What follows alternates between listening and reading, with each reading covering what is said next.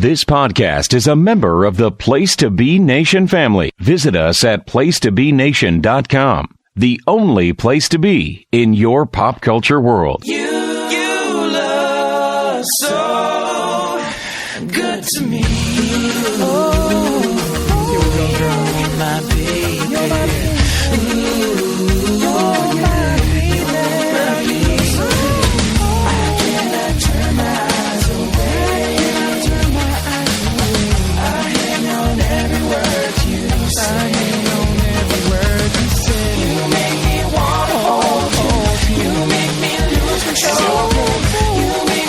Welcome, Place to Be Nation listeners, to arguably, the sequel to arguably the nerdiest thing that has ever happened on a podcast feed that revolves around comic books and professional wrestling, which covers a lot of ground.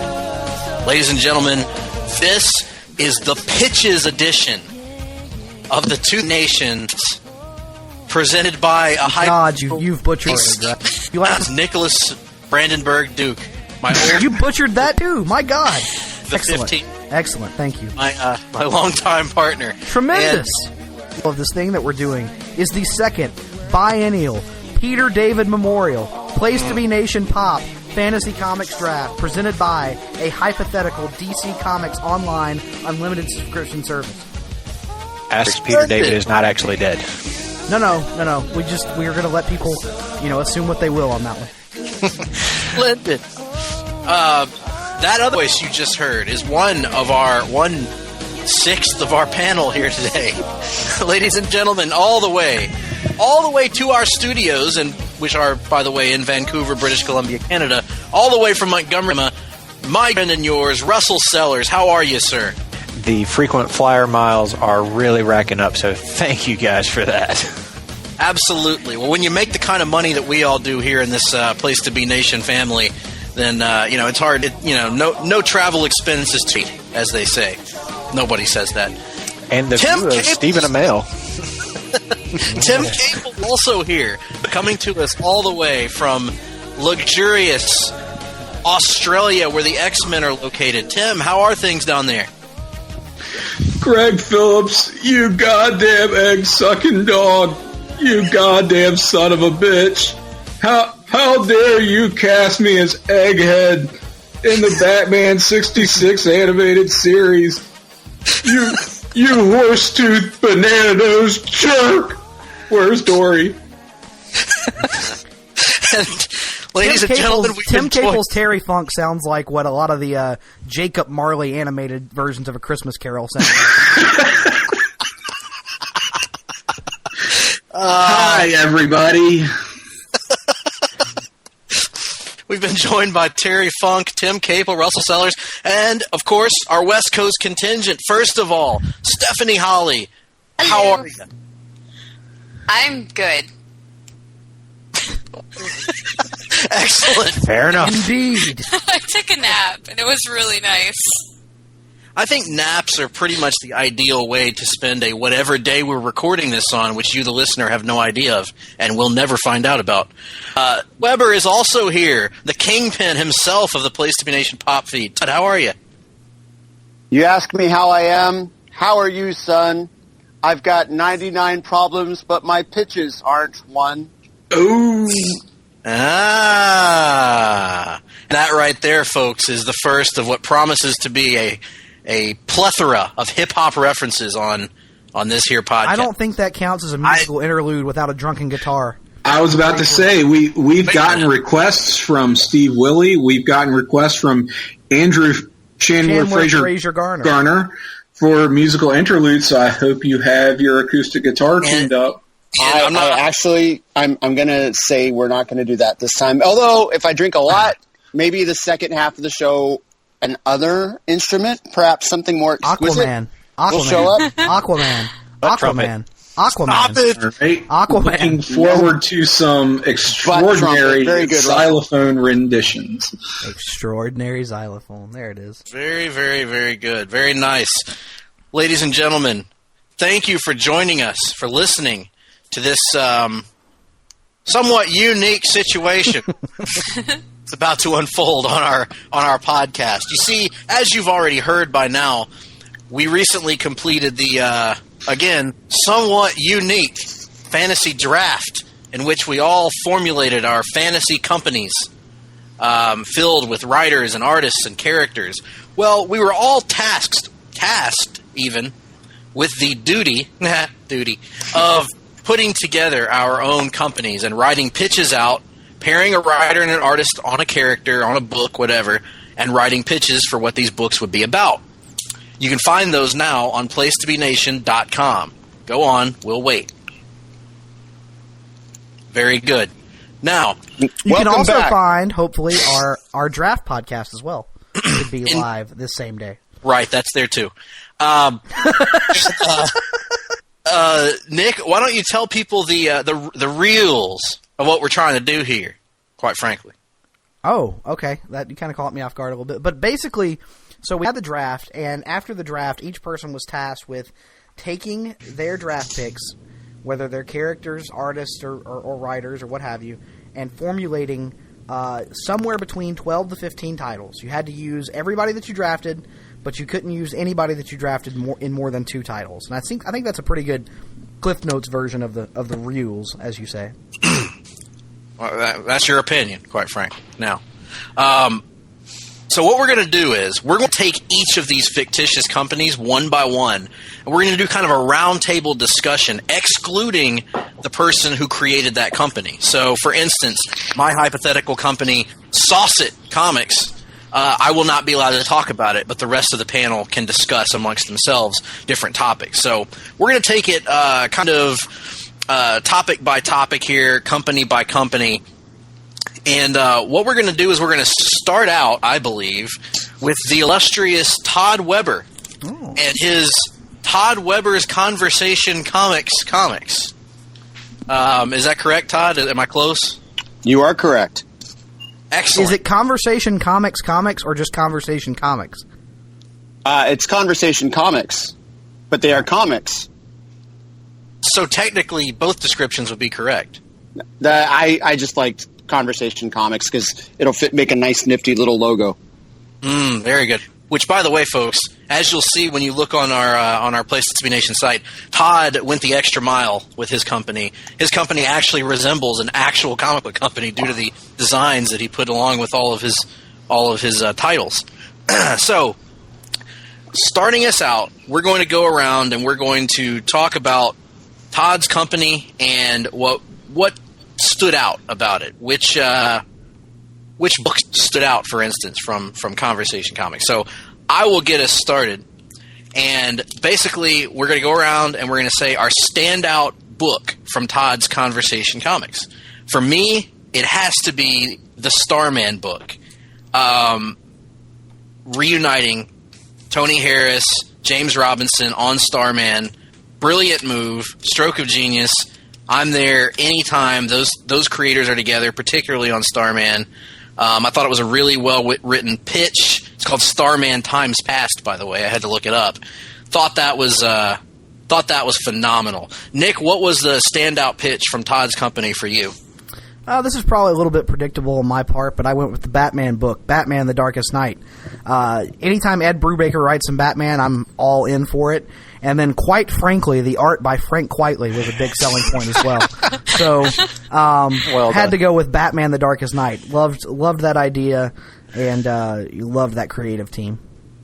All right, Russell, what about you? What from Conversation Comics was the overall standout book for you? Big one for me was The Flash, Speed Kills. I mean, you have Speed for Barry and Visions from the Speed Force. You know, all of that had like something interesting to me. It was all like a really cool pitch, and you had Jim Lee on art. So there's no way I'm not buying that. But I think what stood out to me most was that it's written by, like, you had Warren Ellis as the writer. And as I read the pitch, I was like, this really feels like something Warren Ellis would write. And to me, that's one of the tenets of this whole idea that we don't really talk about much is we should be trying to pair up writers, like get inside the writer's head and try to formulate what kind of story you think they would tell. And as I read that, I was like, this is totally something Warren Ellis would do. And there's no way I'm not buying it. That's like almost top of the pull list for me. I also love the thinly veiled shot at Greg's Flash book, so also anytime funny. people take a shot at Greg. I took note of that as well. Quite frankly, some might suggest that perhaps it's better to pay attention to your own universe instead of taking pot shots at the competition. But that's not for me to say. That's just one man's opinion. Tim, what were your thoughts on Conversation Comics' standout book? The one book that, out of all of them overall, that you thought was the top pick for you? I highlighted Virtue Brigade of the United States, which is his big kind of team-oriented action set piece. You've got Jeff Hickman and a rotating team of artists. Jim Lee, Jason Fabok, Doug Monkey. Cannot go wrong there. I mean, there's no way. That's an incredible artistic lineup. It's incredible. It's about as good as you can get. And Todd really knocked it out of the park with his draft picks there of getting those three artists. So that looks cheese on the gravy good as far as I'm concerned. Stephanie, what about you? Which of Todd's pitches did you think was the best overall? I'm going to be a total fangirl, and I'm going to say The Covenant because it has Zatanna in it. And I really like the idea of Zatanna being around Trigun and Phoenix, Thor, background. I don't know, I just like that. I like all the mesh of all the powerful people. And I guess I've never really even thought about Zatanna anywhere near Phoenix before. So that concept in my head completely sold me. That concept completely sold me. Yeah, that was really really well done. Up next, we're going to look at the standout creative team of Todd's pitches. Like, what was the most interesting, just creative pairing that he had? I thought it was Neil Gaiman and Steve Dillon. I'm not sure if they've worked together in the past. They probably have, but to me, that's like can't miss. You've got one of the greatest writers in the history of the medium. You've got Steve Dillon, who I adore, on no less on a Hellblazer book. I thought that was a stroke of genius and would have been a surefire hit. Greg, you can go ahead and skip me because I had the exact same pick for that. I mean, how could you go wrong with those two creators, really? I mean, it's inspired. It really is. I can't believe he got both of them and then he paired them up. So, wow. Some might say that Todd Weber is the greatest genius in American history, based on that. So, let's move on to Nick Duke. Nick, your thoughts on the standout creative team for Todd's Conversation Comics? I will echo Russell from a few minutes ago, and I will go with Warren Ellis and Jim Lee on The Flash. That just, even though I'm not a regular Flash reader, that creative team alone made me stop and really consider the potential that would have when we got ready to do our pull list exercise, which we'll talk about a little bit later in the show. But yeah, Warren Ellis, it seems like he would be a natural fit for some of the like time bending concepts you can do with the Flash. And then of course Jim Lee, when he's on, is probably the best artist in all of comics. So major props to Todd for pairing those up on a concept that made sense for those two, such as the Flash. Mm-hmm. Russell? This is going to go against my original idea, but my pick is Tom King and Jason Fabok on Aquaman, No Man is an Island. I mean, it's the guy who could easily become the next Jeff Johns with the guy who's basically already become the next Jim Lee.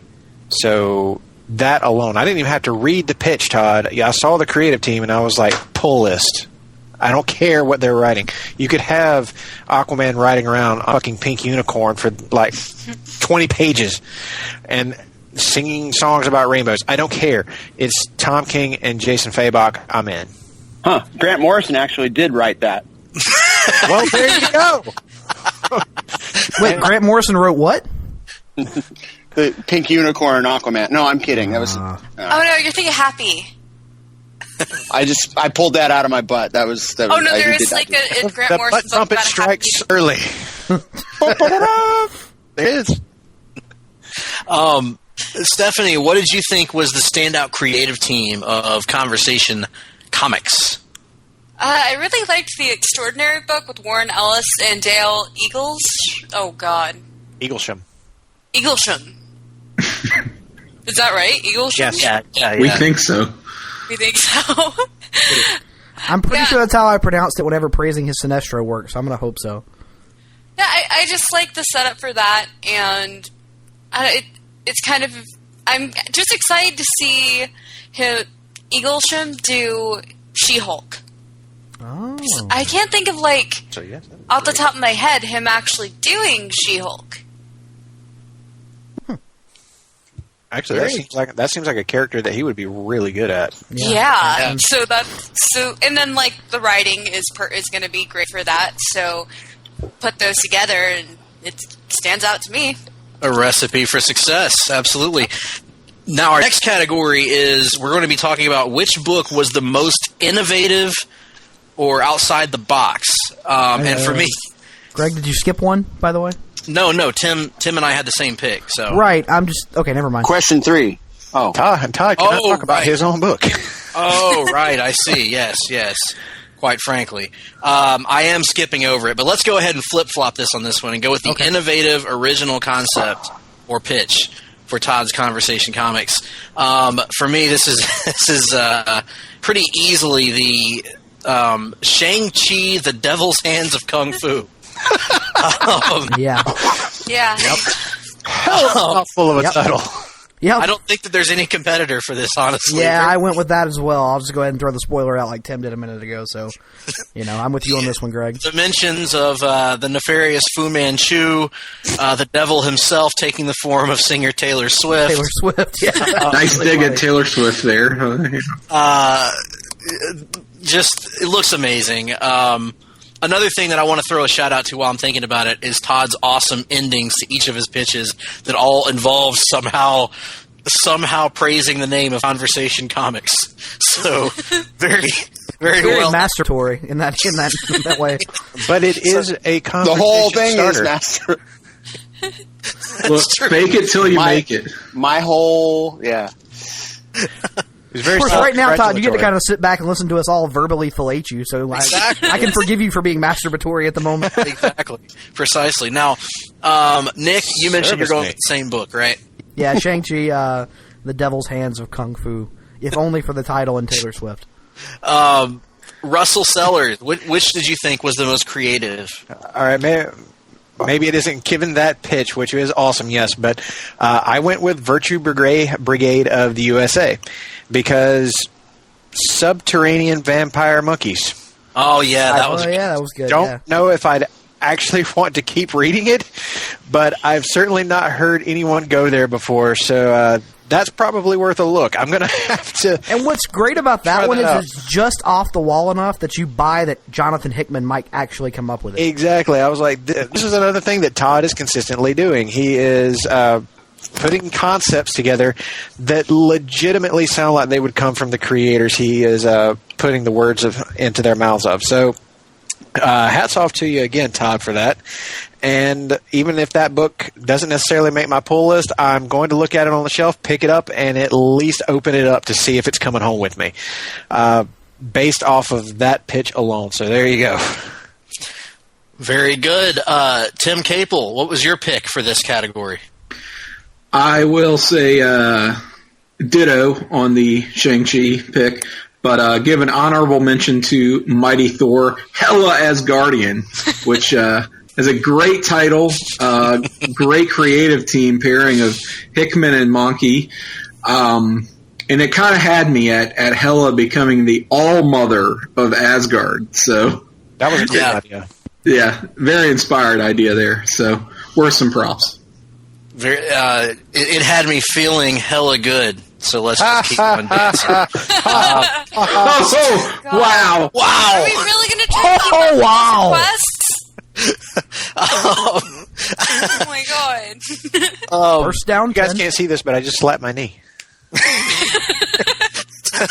Well, partner? Oh my god, are you going to have a banjo too?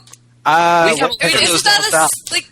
if this were 2006, oh my God, Greg and I would bust out a little Caden Murdoch theme music. Oh, that's right. Know what was happening. Nick and I did the air banjo and air fiddle for Caden Murdoch at what was it? Backlash 2007.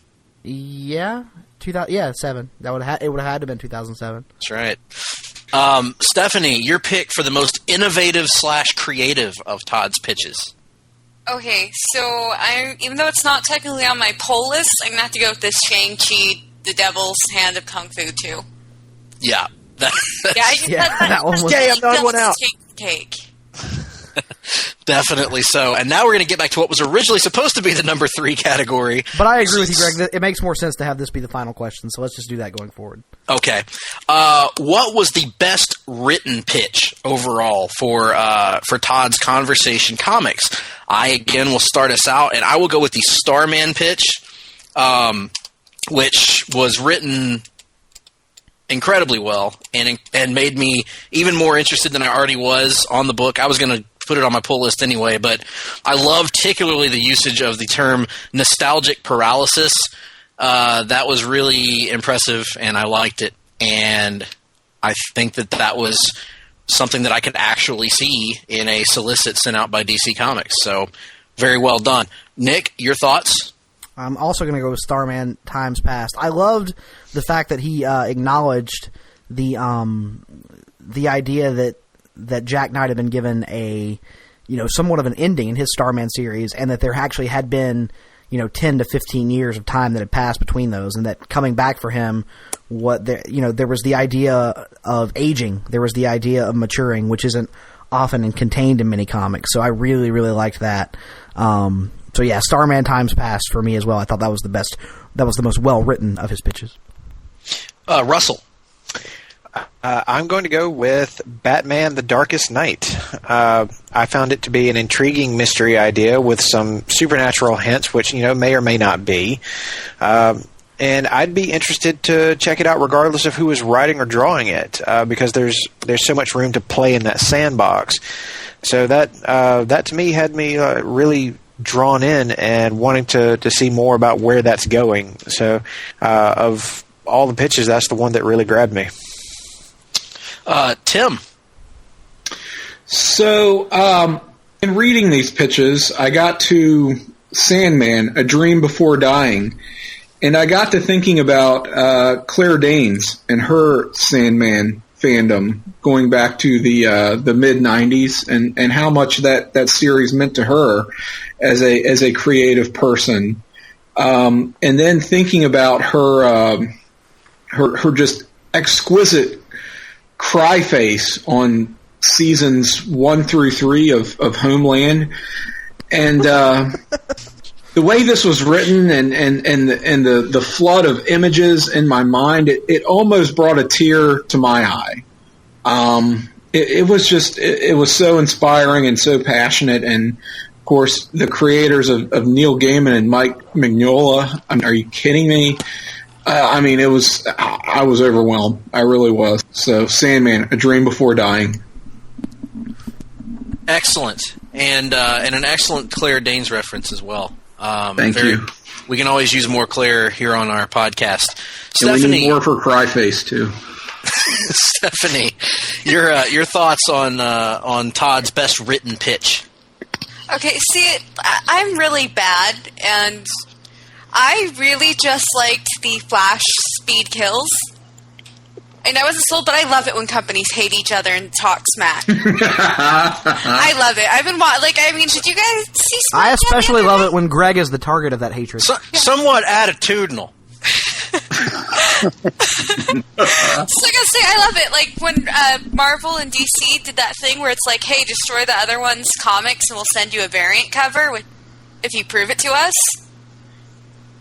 I don't remember that. You were okay. So the comic book store, you were supposed to destroy 50 copies of Flashpoint, and Marvel would send you one Deadpool variant, and it was a J. Scott Campbell one where Deadpool was like flashing rings, and he had like 2 girls on his side.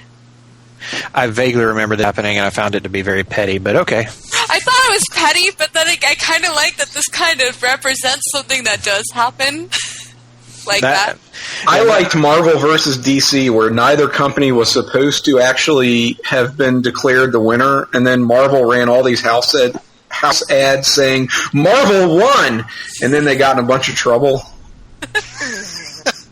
Well, certainly, pot shots taken by the competition won't affect Saucet Comics in any way, ladies and gentlemen.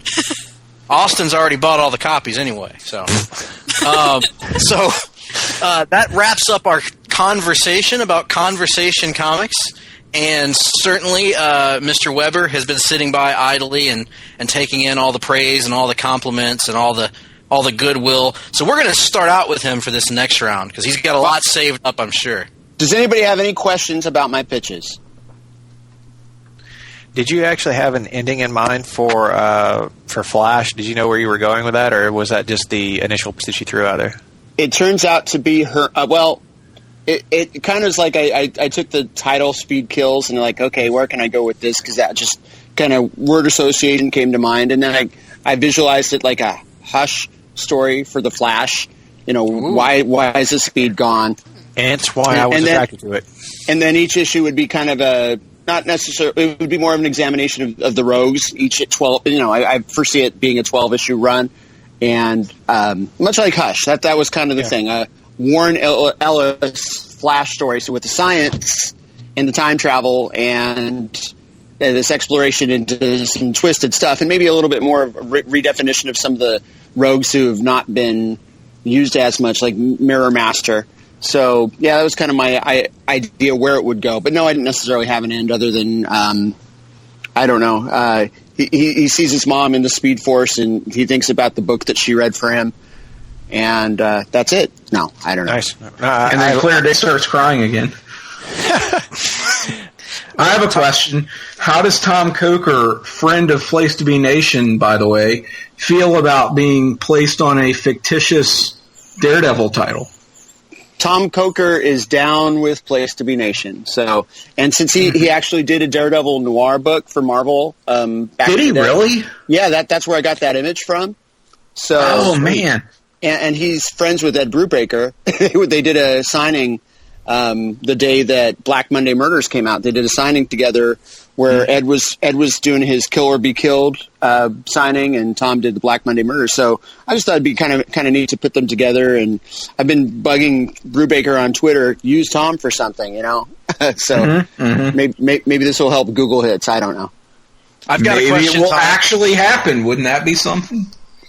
I've got a question, Todd. Yeah, Marvel. Go ahead. What is your ideal ending for Jack Knight as a character, other than the one that already happened in real life in your universe? Okay, so if times passed, and speaking of which, times passed. You know there were Starman issues called Times Past. They were flashbacks, so there's a little play on words there. But very much enjoyed it. Yeah. So he gets his wife and his daughter and his kid back, and he decides to become like Ted and just kind of keep. He still runs his shop. He has a new shop in San Francisco, but he ends up training and being a mentor to another generation of heroes in San Francisco. Quite frankly, might be a good chance for a crossover between our two companies if you hadn't already taken a damn pot shot at me. I have a question. For your Batgirl pitch, how much of that did you draw from Peter David's real life run on Batgirl?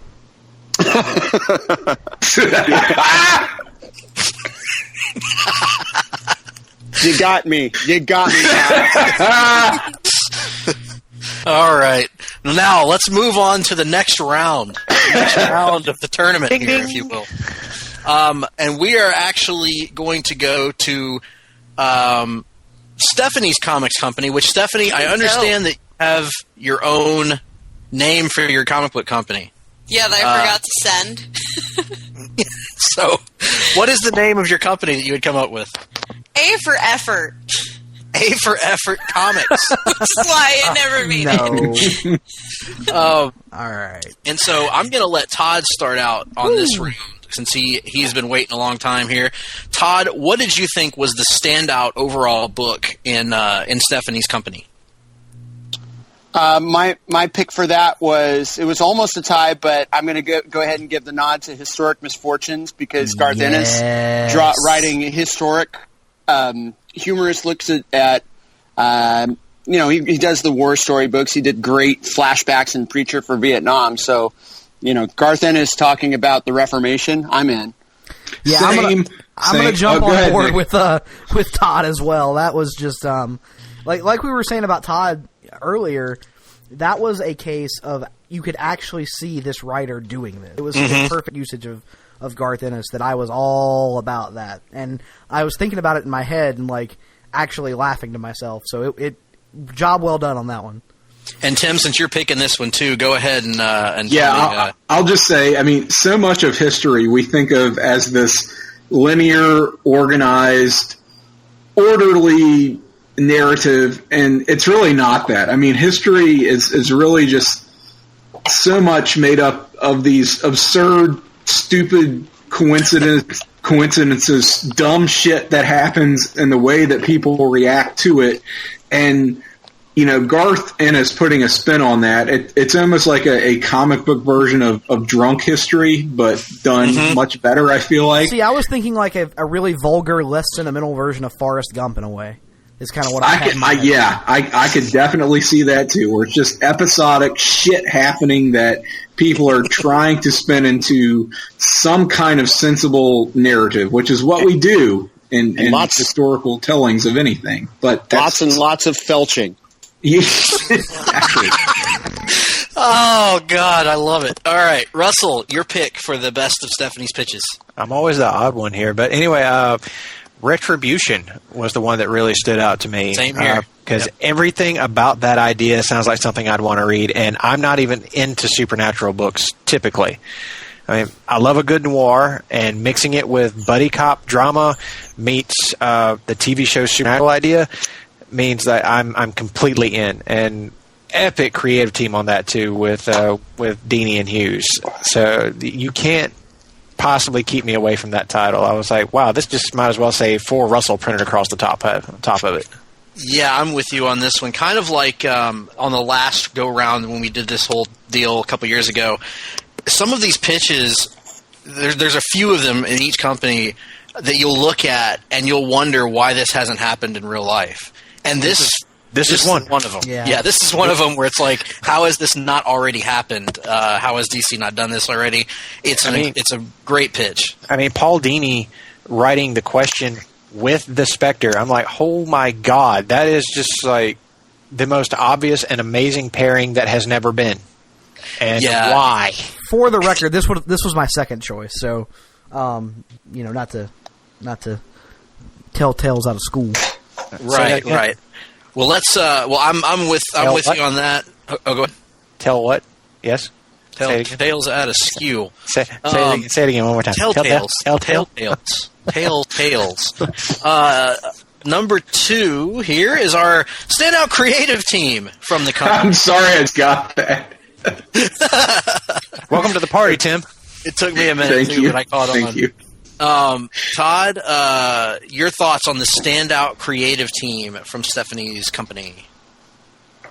Looking back, I'm going to go Claw's team of Ennis and Amanda Connor because I like Amanda Connor art and I think she could pull off the comic expressions necessary in a Garth Ennis type book. Think of Billy Bob or Arseface or any of those, and just kind of imagine it done with a tongue-in-cheek facial expression that Amanda Connor would do in her Harley or her Power Girl books. So that's a nice pairing. I am also going to echo Todd again. I also went with Claws with Garth Ennis and Amanda Connor. I knew I should have drafted Billy Bob in the draft.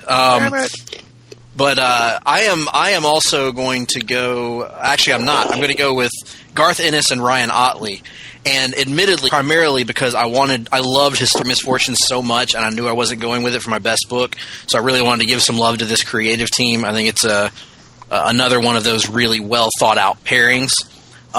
Russell, your favorite creative team from Stephanie?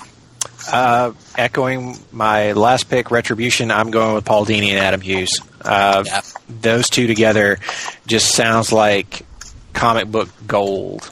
Those two together seems like a license to print money to me, and it's because they're like long history with all of these characters, especially even the two characters that we're talking about. I don't know if they've never really worked together before that I know of, but I can't see that not working just so seamlessly and perfectly well together. Their styles seem to complement one another, so it was like, wow, this is a pairing that I really wouldn't be able to get enough of. So excellent job putting those two together. Definitely, I completely agree. Tim, your pick. Come on, you guys. Jimmy Palmiotti and Amanda Connor with Adam Hughes on art doing Vampirella. Another one of these pairings that I'm surprised hasn't happened in the real world a little bit, and makes the most sense in the world. I know Stephanie is extremely enthusiastic and passionate about the character and the creative pairing here, so it's just two great tastes that taste great together. I agree. Vampirella is great.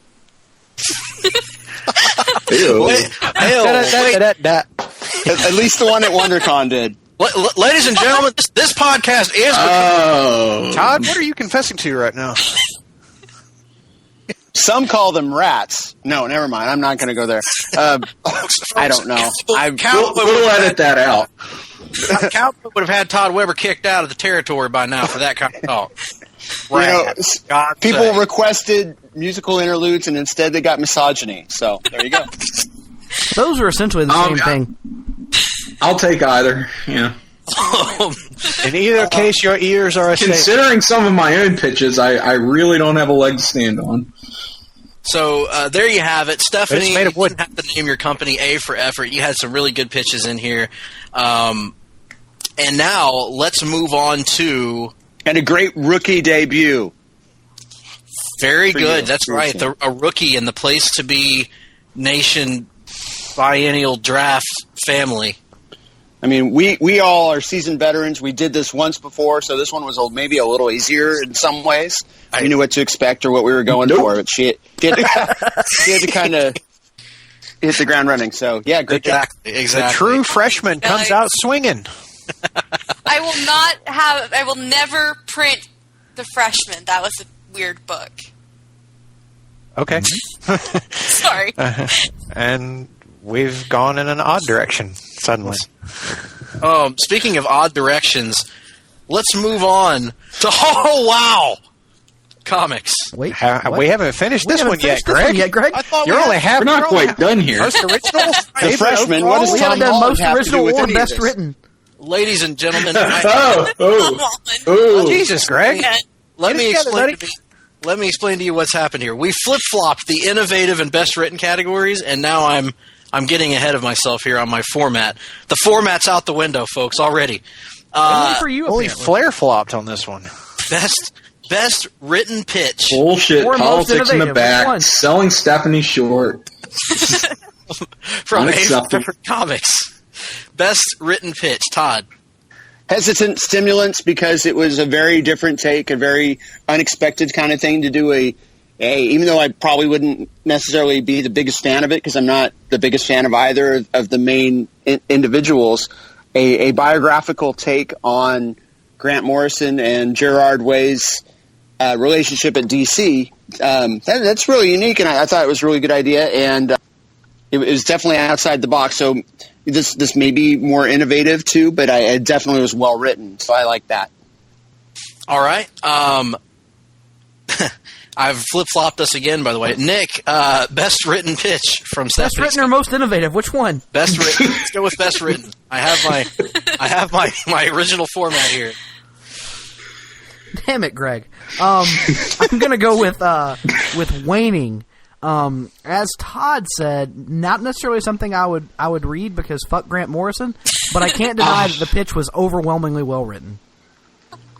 Very good. In fact, the pitch was better written than most of the Multiversity. Or Final Crisis, or Batman R.I.P. Oh, yeah. Or the Black Glove. Or the Black Glove. Russell, your pick for best or the written, Invisibles. God damn you people. written motherfuckers. I took a shot at him too, though. I shouldn't say anything.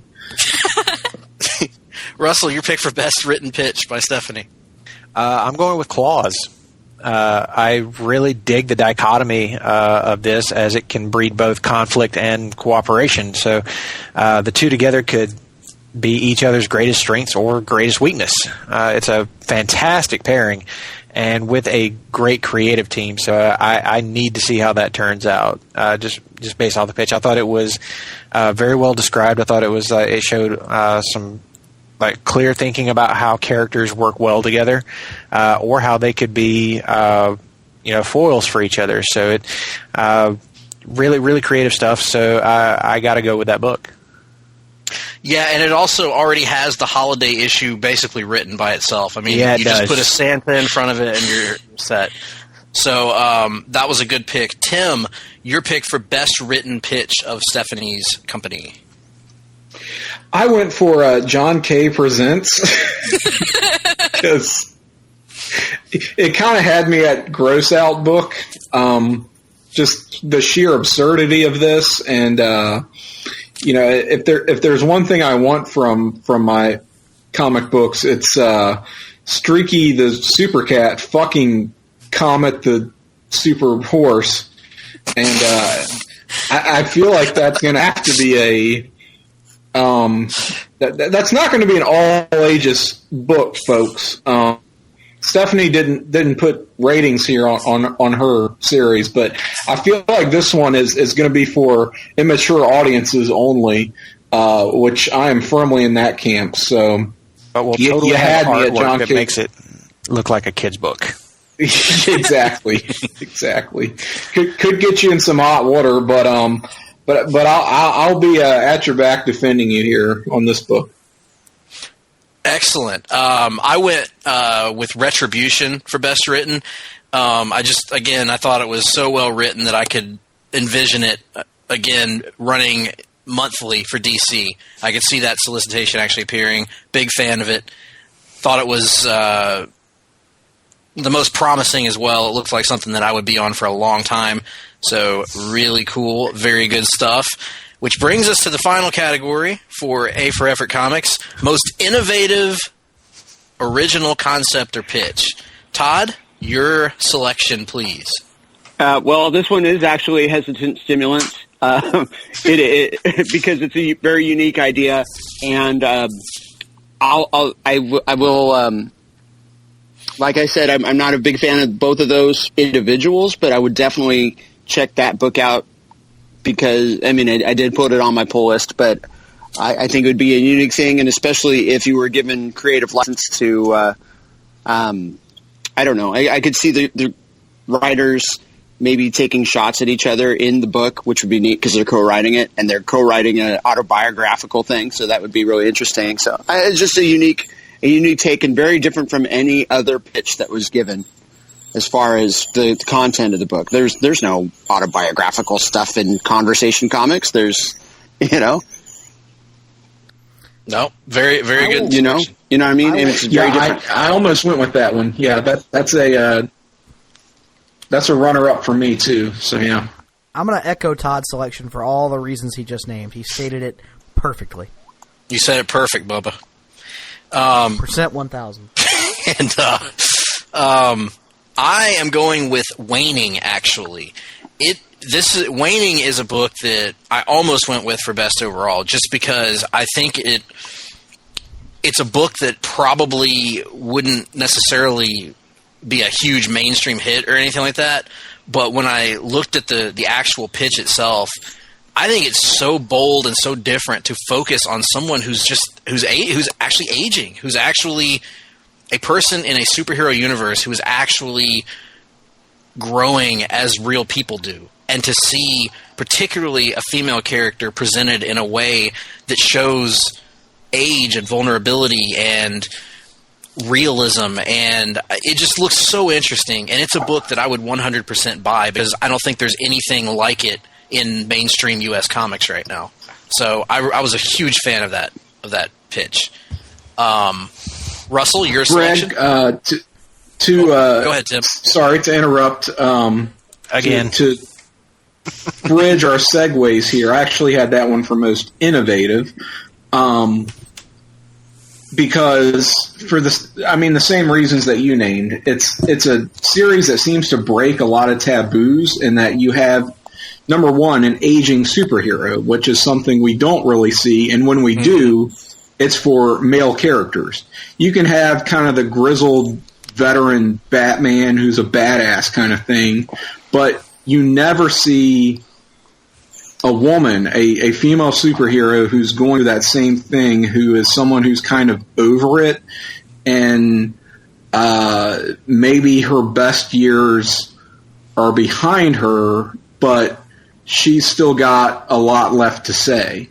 That's pretty daring, like you said, pretty bold, and something we don't see in superhero comics. So yeah, just for the fact that it specifically focuses on a woman who's going through some of these things and kind of still making her mark in the world, that really struck a chord in me. So again, sorry to interrupt, but to just kind of knock one down here, so that in the interest of time, I will say that was my pick for most innovative too. If I may interrupt Tim's interruption, I would also like to compliment Stephanie on her titles, the titles of the books. It's easy, and I did it with just like, okay, here's the character's name, and then here's maybe a storyline. But she came up with themes for all of these, and that became the title. So it's very much like an Image kind of pitch. So it was really nice, and she treated a lot of the characters as though they're brand new, and that was really cool. Very innovative names. If there was a category for best title, just best series name, I would go Hesitant Stimulants, because that just sounds so cool. Definitely. Russell, your selection for most innovative or original concept or pitch? Going back to one that I picked earlier, Claws. I thought that was, everything that I said about it before is also what made it seem like a really original idea to me, and that the two characters involved have never really worked together before, but it seems like such an obvious pairing. That is something that, again, like Retribution, is one of those books that this should have happened. This should have happened a long time ago. Why is this not a thing? Pantha was basically a Teen Titans B-lead character, though, but I like that she's given a chance. It's really neat that she drafted her, but we never see Pantha in regular comics anymore. You really don't. Can I mention something? Sure. Yeah. This is not the same Pantha. This is the Vampirella's friend that Amanda Conner really liked to draw in the 90s. The one from Thundercats? No, that's Panthro. Never mind. Panthro. No, that's Chitara, I think. Pantha is one, we've crossed universes. Yeah, that was the thing. She'd get rebooted with the rest of the Dynamite women, which is why I wanted to. And you drafted her? Yeah, because I met the Dynamite or Warren version. That's our fault. Regardless, it still works. Either way, still turns into a panther. You could use either one, because nobody drafted another Pantha. No, that's true. It's like you could still wind up using it either way, and it's a book that I could see pitched at DC and actually being something that maybe they would be interested in. So I'm still totally on board, as thought that is the most original pitch that I've heard, and one that I would love to read. That and the Pantha controversy here is it falls on Nick and I for not having enough product knowledge. So that's our fault. We should have, if we had known there were multiple Panthas, we would have specified during the draft. Now, Greg, as we've established, quite frankly, it doesn't always fall on the creative side of the house. Sometimes it's on the talent. The Greg. talent to execute the plays at all. Quite frankly, for God's sake. Well, that wraps it up for this round. Talking about A for Effort Comics. Great job, Stephanie. I think you had some really outside-the-box ideas, really cool concepts, cool creative teams. Great first outing. Great first outing here in the Biennial Fantasy Comics Draft. Let's move on to my heart. Thank you guys. Especially with as weird as your drafting got. Yeah. Well, now wait a minute, Greg. Todd opened the floor up for. I'm just kidding, Stephanie. The super horse. Todd opened the floor up That's for questions. true. Should we not give Stephanie the same opportunity? Stephanie, yes. Anyone with questions for Stephanie about A for Effort comics? Is there, do Pantha and Vixen hook up? Really? Let me think about that. Well, you I was said there, talking some like in you said there was a dichotomy, so it's interesting. Because I said that, Todd, and where's your head at today? The other day. I think the question he's asking, Russell, is where are Vixen and/or Pantha's head at any given point? That was the obvious question, but I'm just wondering if Todd's gotten a little too close to the butt trumpet. or the trumpet got too close. Never mind. You are one flexible son of a bitch. After sharing a bed with him in Dallas for 3 nights, I can attest. It was no, it was 3 nights. Shit. No, look at you. Yeah. Not remembering our wonderful times together. Stephanie, I have to ask, what was the... stuck up. I was there, folks. It was weird. Stephanie, what was the I guess the impetus, the inspiration for the title Valiant Wet Malibu Virgin Cliffstorm? Every comic book you can find in a 50-cent bin. Nice. Nice. All right. That was literally me trying to remember, like, okay. God, and that makes so much sense because that's where all of Joe Mad's artwork belongs. Is in 50 Oh, you motherfucker. Oh, come on. Only some of it. Only some of it. So much shade. His Age of Apocalypse work was so good. His Ultimate Universe work was so not. I agree. Well, that's true. Darkness is spreading. Cheers. We seem to all be in agreement. Listen to you, jaded old Greg. There he is again. I have a question. Why do you have no nose, Jimmy Palmiotti? Whoops. What about Jimmy Palmiotti? he says no nose. I don't understand. That's a Joey Mad joke. That's a good one. Oh, now we get it. Is that a... Never mind. And we're moving on. No, wait. I have a question. Tim's got a question.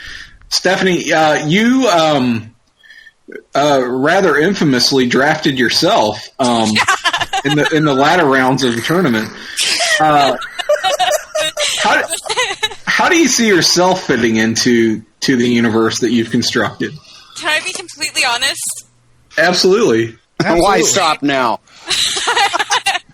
I had been drinking, and No. Are you certain? No. and I was thinking, like, Amanda Connor could just write, like, me. She could draw me, and I could, like, get someone to, like, write my life story. And that's like, wait a second. The only interesting parts of my life story would get me in such deep shit, and that's the only thing I could really pitch. So you were in John K. Presents, so you're saying? I don't want to dwell on the implications of that for too long. I'm the little pink Pomeranian. Oh, okay, that works. Speaking of getting in deep shit, remind me to tell you guys about the story of Nick's dad swimming in deep shit one day. True story. Anyway. We'll cover that off air. Although Yes. I got to add something, though, because some of you guys were saying, like, Amanda Connor and Garth Ennis are a great, like, team together. You guys read The Pro, right? No. I never did. Oh my god, you guys need to go read The Pro. That's where I got the whole, like, team of them, because that's what they did together. And so I just wanted to give credit for that because it wasn't... right. But I'm saying, like, would you recommend it? Would you not recommend? No, like, what is it's like my favorite book of, like, almost all time. Okay, that's what I was. Like, what's wrong with this girl? That's her favorite book of all time, but it is. I was just wondering. It's not a superhero prostitute. It's like, oh yeah, that's right. The other superhero prostitute besides Cyclops. Gotcha. What? Shots Wait, what? Oh, my. I don't even know if I want to disagree with you on that. I thought the draft was the end of the hate I draft. feel like you need to elaborate. Just kidding, folks. He's only... I was just trying to pull a rib on old Tim Capel here. Todd. Folks, this is not a part of the show. This is not in the script. I am taken aback. They are shooting, folks. Who's the Miss and who's Daniel Bryan? Ooh, now In wait this a minute. fight. God, I feel like Todd would have to be the Daniel Bryan due to the facial hair.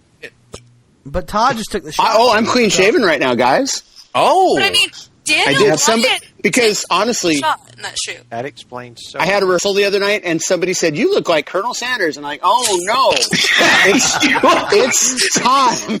It's time to change this up." So Are you the regular Colonel or the extra crispy? I am the Dolph Ziggler Colonel. The Dolph Ziggler Colonel. Oh God! Damn it. Oh Lord, what is happening? Moving on. Now he's the Miz Chicken. Ooh, wow. Wow.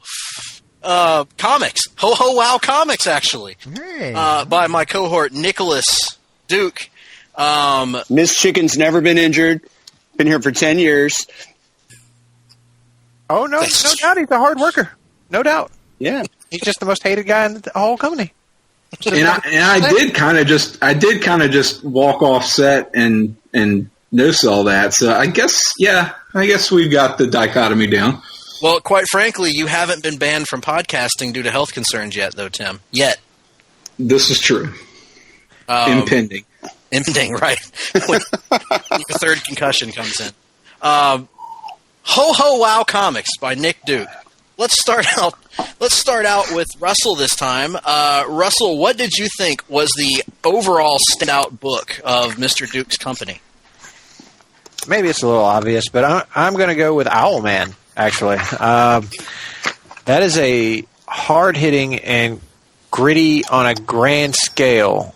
So that's something I would love to read. And playing off of ideas like, I mean, maybe I'm wrong on this, but I was reading a bit of like Flashpoint meets Watchmen in there. That's about as for me as it gets. So that combined with that creative team, I can't say no to this. That was the Jeff one. Loeb and Tim Sale on that one, yeah. Yeah, Jeff Loeb, Tim Sale. You got me. I mean, putting the Long Halloween team back together and saying, "Go write an Owlman book." I'm in. I'm in like Flint, as it were. My favorite movie. There it is. I'm in totally. Owlman was the one that really just jumped off the page at me. So I can't get enough of that. And speaking of Off the Page, you can check out Nick and I's Off the Page podcast once a month here at Place to Be Nation Pop. Anyway. Including our next... Wait a minute. Never mind. Go ahead. We'll get to that later.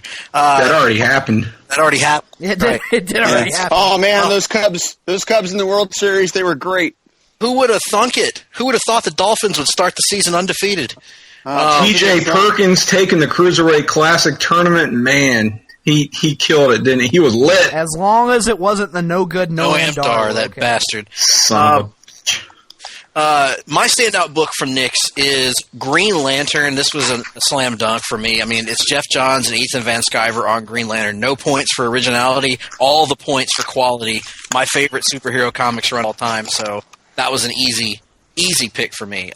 Tim, your standout book from Mr. Duke. I've got American Alphas. First of all, great title, great WWE Tag Team Champions. Mm-hmm. You have a superb team lineup of the Peter Parker Spider-Man, Carol Danvers, Captain Marvel, War Machine, Mara, Loki, Owlman, Midnighter, and Jessica Jones. I can only imagine, did somebody else draft Luke Cage? No, I have Luke Cage. You had Luke Cage. You didn't put him on this team. I had one book that had Luke Cage and Jessica together, and then I split them up into different team books. Luke Cage was one of the mentor figures in my my teenage team book. That's right, yeah. So, okay, that's good to know that you still had access to him. So, yeah, and you had the creative team of Jeff Johns and Alex Ross. I mean, I can't imagine this would come out monthly, but in a hypothetical situation in which it did, this would Kruger be... did the breakdowns for him, yeah. All right, now. This would be a license to print money, so that was your standout book for sure. Yep. Todd, your pick for Nick's standout book. Green Lantern. You got me. You had me with Johns and Van Sciver. So Green Lantern is the book for me. Cosmic Living is the place to be. Nation.com. Stephanie, your pick for standout or overall standout book for Nick. Owlman. I gotta go with that. Yeah, that one just completely stood out. Owlman. His day identity is John Owlman. So this is not the Gotham version of the character, Greg. Oh God, why you have to go there? Dr. Dolmacher. No, I love the pick, Stephanie. In fact, it may or may not show up in one of my next few categories for Nick's company. Anything more to add on Owlman? I mean, someone else already picked it too, but it's just, I actually was probably one of the few people who really liked the concept of Before Watchmen, but only liked like 2 of the books. The ones that Darwin did. Yeah. Those were the only good ones. Amanda's was good. That was Silk Spectre, right? Yeah, that one was written by Darwin. Yeah. Oh, that was. That's still with Darwin. Yeah, Darwin and Silk Spectre and Minutemen. Those were the 2 good ones. Those were the 2 good ones. The rest of them, they were like good ideas, but they were not executed well. And this is something I feel like I have more faith in that team actually executing it correctly. Well, the next category is standout creative team for Ho Ho Wow Comics. Russell, did you pick your standout book? Oh, I didn't. No, I did. Did Green I not? Lantern. Yeah, Green Lantern. Yeah. Okay. Best creative team. Russell, your pick. It's a no-brainer, again, going back to my last pick. But for both of the books they're on, Jeff Loeb and Tim Sale. I'm assuming that they're probably in tandem with each other, as there's no way you don't cross this over at some point. And Rorschach meeting another owl who might not be such a nice guy as Night Owl, dude, I can't wait for that. I want Rorschach to meet Owlman, and to have maybe walk into it with some preconceived notions that maybe he's like Night Owl, and then to get thrown for a loop that he is totally not. Mm-hmm. So that to me has so much potential, and Jeff Loeb and Tim Sale, at least for me, have never not delivered. It's money together, and so far as I know, I can't really remember if they ever had any delays or anything like that, but it seems like this is a team that could really like get stuff done because they work so well together and they just know each other. So that seems like just dynamite pairing. Yep, like a hand in a glove, but not a black glove. No. We write better Batman stories than that here. My standout creative team for we do at Conversation Costs. We do. My standout creative team for American for Ho Ho Wow Comics is the American Alpha's creative team of Jeff Johns and Alex Ross. Tim kind of mentioned this earlier, that it would basically be a license to print money in the hypothetical world where this book would come out monthly. The quality would just be out of this world. It would be gorgeous to look at. It would be incredibly well written.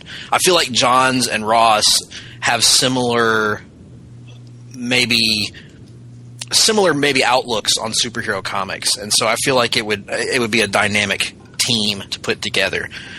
Stephanie, what about you? What creative team stood out to you from Ho Ho Wow? Let me see. Wow, I'm an idiot. I got Owlman and Rorschach's Night Owl. Okay, I completely got that screwed up, but I still like the concept. But anyways, I'm sorry. Back to the subject at hand. I think I did too. Now that you mention it, but it. Oh my god! I feel like an idiot. Messed me up too badly. It's as though the characters are somewhat similar. I mean, Night Owl was from the Watchmen universe, and Owlman, there's been several incarnations. There was the one that was on Earthsea, and then there was the kind of the version that's like Talon, right? Or they use Yeah. So, but I mean, I could see a situation where it turns out that Elseworld for a moment. they're actually That's where related. my mind went. right? They're like brothers, right? They're siblings, and then they got thrown out of the Court of Owls. So that would be the Allman Brothers Band. My goodness! Yes, Wow. yes, I loved it. I love how you took us A long journey to a short destination. That was very good. You weaved and turned and led us down the highway and the byway of life, and you took us there, Daddy, and it was beautiful. And my hand is touching your hand right now, Todd. Wonderful. I'm sorry, this is going to be like really bad, but I just have to say I'm going to have to go with Tim Sale and Jeff Loeb for outstanding creative team, because if I were in a company, I would want them because it's just guaranteed money. Absolutely. It's automatic. It's automatic. Like, it's going to... I mean, I still need to read Captain America Red, White, and Blue, but I do know that book sold like crazy. Well, let's move on to creative team from Tim. Your standout creative team for Nicholas's company. I had Marguerite Bennett and Brian Hitch on the captain and the colonel.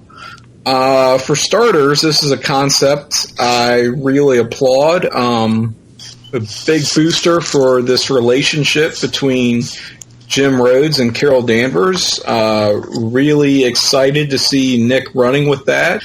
And here's the thing. It's the type of series that I think would be really, really well handled under Marguerite Bennett. And it's going to move a lot of copies thanks to Brian Hitch on art. And it's a book that deserves to sell well. And I think it will. So just a really well calculated strategic pairing, I think, by Ho Ho Loon. Oh, wait. Ho Ho Wow Comics. Oh, you rat bastard. I'm sorry, that was very triggering for you. I apologize. Spoiler alert, Ho Ho Loon has been signed to a contract with NXT. So he will be back on your television screens. Thank God. Yes. May he cripple the Noam-Dar. Praise Blood Feud. Oh, God, Triple H. Mr. Weber, your pick for Ho Ho Wow Comics best creative team. My picks, baby, are Jeff Loeb and Tim Sale, baby, because like Ricky Morton and Robert Gibson, you can't think of one without the other, baby. Wow. Electric slide, Chris Jericho. Electric slide. Oh, God. I really want to see Chris Jericho beat Brock Lesnar. That ain't gonna happen anymore. I know it's not gonna happen, but I would be so happy if I could watch that. Chris Jericho should currently be thanking God he's still alive, for the record. I just think that would be amazing. I wouldn't mind seeing Brock Lesnar lawn dart Chris Jericho right out into about the third or fourth row, because I'm pretty sure you can throw him that far. But what if he choked him with a scarf? Ooh, that's it. I am. You know, 2016 Chris Jericho looks more like Eddie Izzard than Eddie Izzard does today. So I kind of think that if Brock Lesnar took. You better be careful, Tim. Greg does not appreciate even a thinly veiled shot. I think Eddie Izzard has better pictorial definition. Granted, you might be right about that. That Chris Jericho has Kofi Kingston chest? It's concave, my friend. Has less dad bod than Eddie Izzard, granted. But if Brock Lesnar took Chris Jericho to Suplex City, he would send Jericho straight on back to stupid Idiotville. Come on now. Chris that Jericho might be the last week. My favorite catchphrase of 2016. Yeah, it might be mine too. Yeah, that's pretty great. Okay, where are we at anyway, by the way? I think we're on best written pitch. Best written pitch. Russell, your selection for Ho Ho Wow Loon Comics best written pitch. So this is our we're back on the regular schedule now, not most original best pitch. Okay. So that's going to be Green Lantern Corps. Yeah, that's pretty good stuff, actually. I mean, you got Kevin Smith writing Rocket Raccoon with a GL ring. I mean, that's going to push some limits as well as just be plain fun to read. If it ships on time, I'll be shocked. But it is easily the best written pitch in the bunch. Every bit of that sounds like something I've just got to read. So yeah, you won me over right there. And I mean, it's Kevin Smith writing a comedy book, so if he can keep a deadline, it's the humor will not be drained out of it by his natural tendency towards lateness. But right, yes, that is a great idea to make and it's a Green Lantern Corps comedy book. That's something we haven't had in a long time. I mean, the only thing really missing is Nort, and other than that, I'm totally in. Yep. That was a strong contender for me as well, but I went with Midnighter as the best written pitch, actually. I thought Nick really did. Say what? Close second for me. Yeah, I thought Nick really did a good job writing this one. Again, it looked like one of those that DC would actually put out.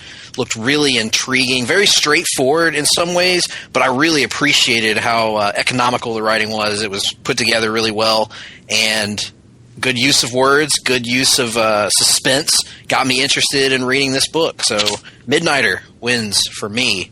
Tim, your selection for Nick's best written pitch. Much as I cannot fuck with Jeff Loeb in 2016 anymore, I must acknowledge that Rorschach's Journal was the best written pitch from the stable of Ho Ho Wow Comics. Here's the thing about really well-written pitches. They're really well-written. And this pitch was extremely well-written. And I was super intrigued by it,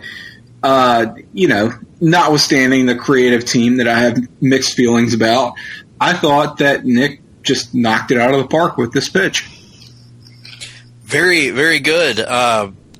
Stephanie, your selection for Mr. Duke. I'm going to say Harley and her hounds, because I kind of like how there's some words in here that I don't think Nick would use in his everyday conversations, but Harley would use. Like loon, fella, and I get this weird but who cares? Like New Jersey accent when I'm reading this back to myself. So I'd say the Harley and her hounds, the vocabulary used really fits the character, and so that one is really well written. I agreed. Very, very good. Todd, your selection for Nicholas? Now here's the deal, see. Ho Ho Wow Comics is not just an individual selection of comics. It is a veritable comics universe with interlocking titles. That being said, the flagship book and the best written pitch was for Owlman, the best thought out.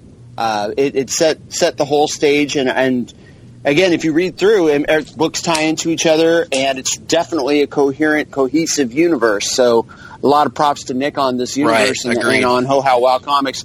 But I liked Owlman because you could easily just do cut and paste the Owlman character into a Long Halloween or Dark Victory. Is that the one? The sequel, Dark Victory series. But that's not it. It's kind of a unique take with the President Thomas Wayne character. So yeah, props. That's a great written pitch. And have we gotten everybody? I think we have for this round. That leaves us with the most innovative and or creative pitch in the lineup for Ho Ho Wow Comics. Russell, let's start with you again. Your selection, sir.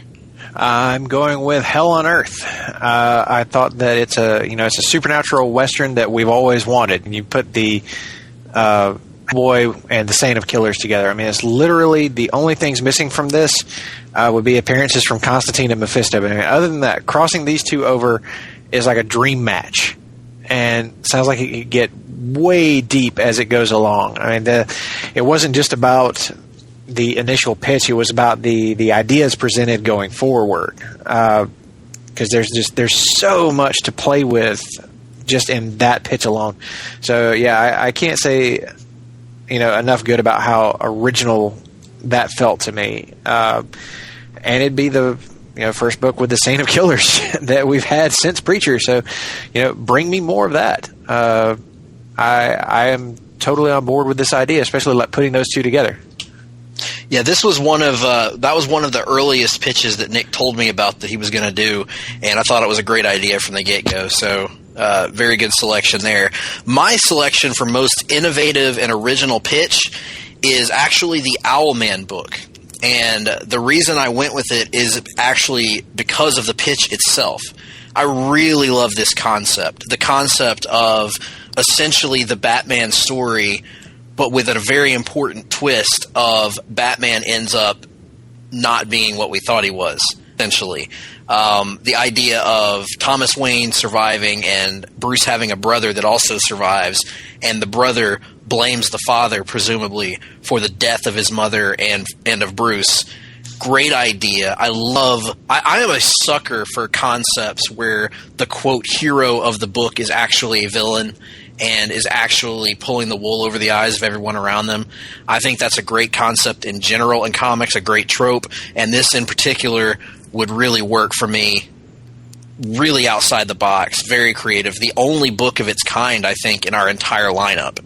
So really well done on that regard. Tim, your selection for most innovative, creative pitch. I had Hell on Earth as well for exactly the same reasons as Russell named. Really have nothing more to say on the matter. Russell nailed it. Stephanie, your selection for the most creative pitch in Ho Ho Wow Comics. Despite my earlier mistake, I'm going to have to say Owlman just because thinking about it. Did anyone even draft a Crime Syndicate character? No. Did anyone else do that?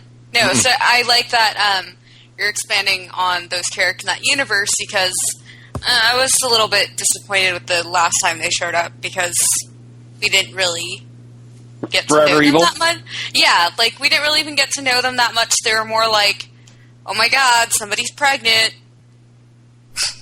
Which was kind of like, it was like impending doom. And it's Dick Grayson. It's always Dick Grayson. It's that kind of fan-run comic company.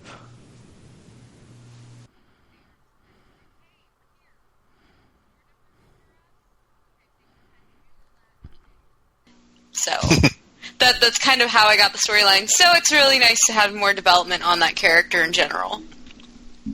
Very good. Todd, your selection for most creative original concept in Ho Ho Wow.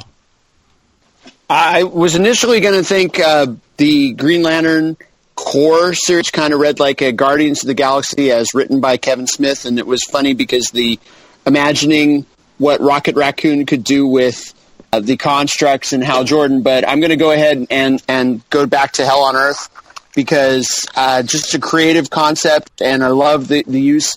You can just, your mind can imagine what those characters and how they would interact, and you have the wise guy Hellboy, and then the kind of stoic, silent Saint of Killers character. So yeah, I think that would be awesome, and it was just was very creative and very unique, and the most different of all of Nick's pitches.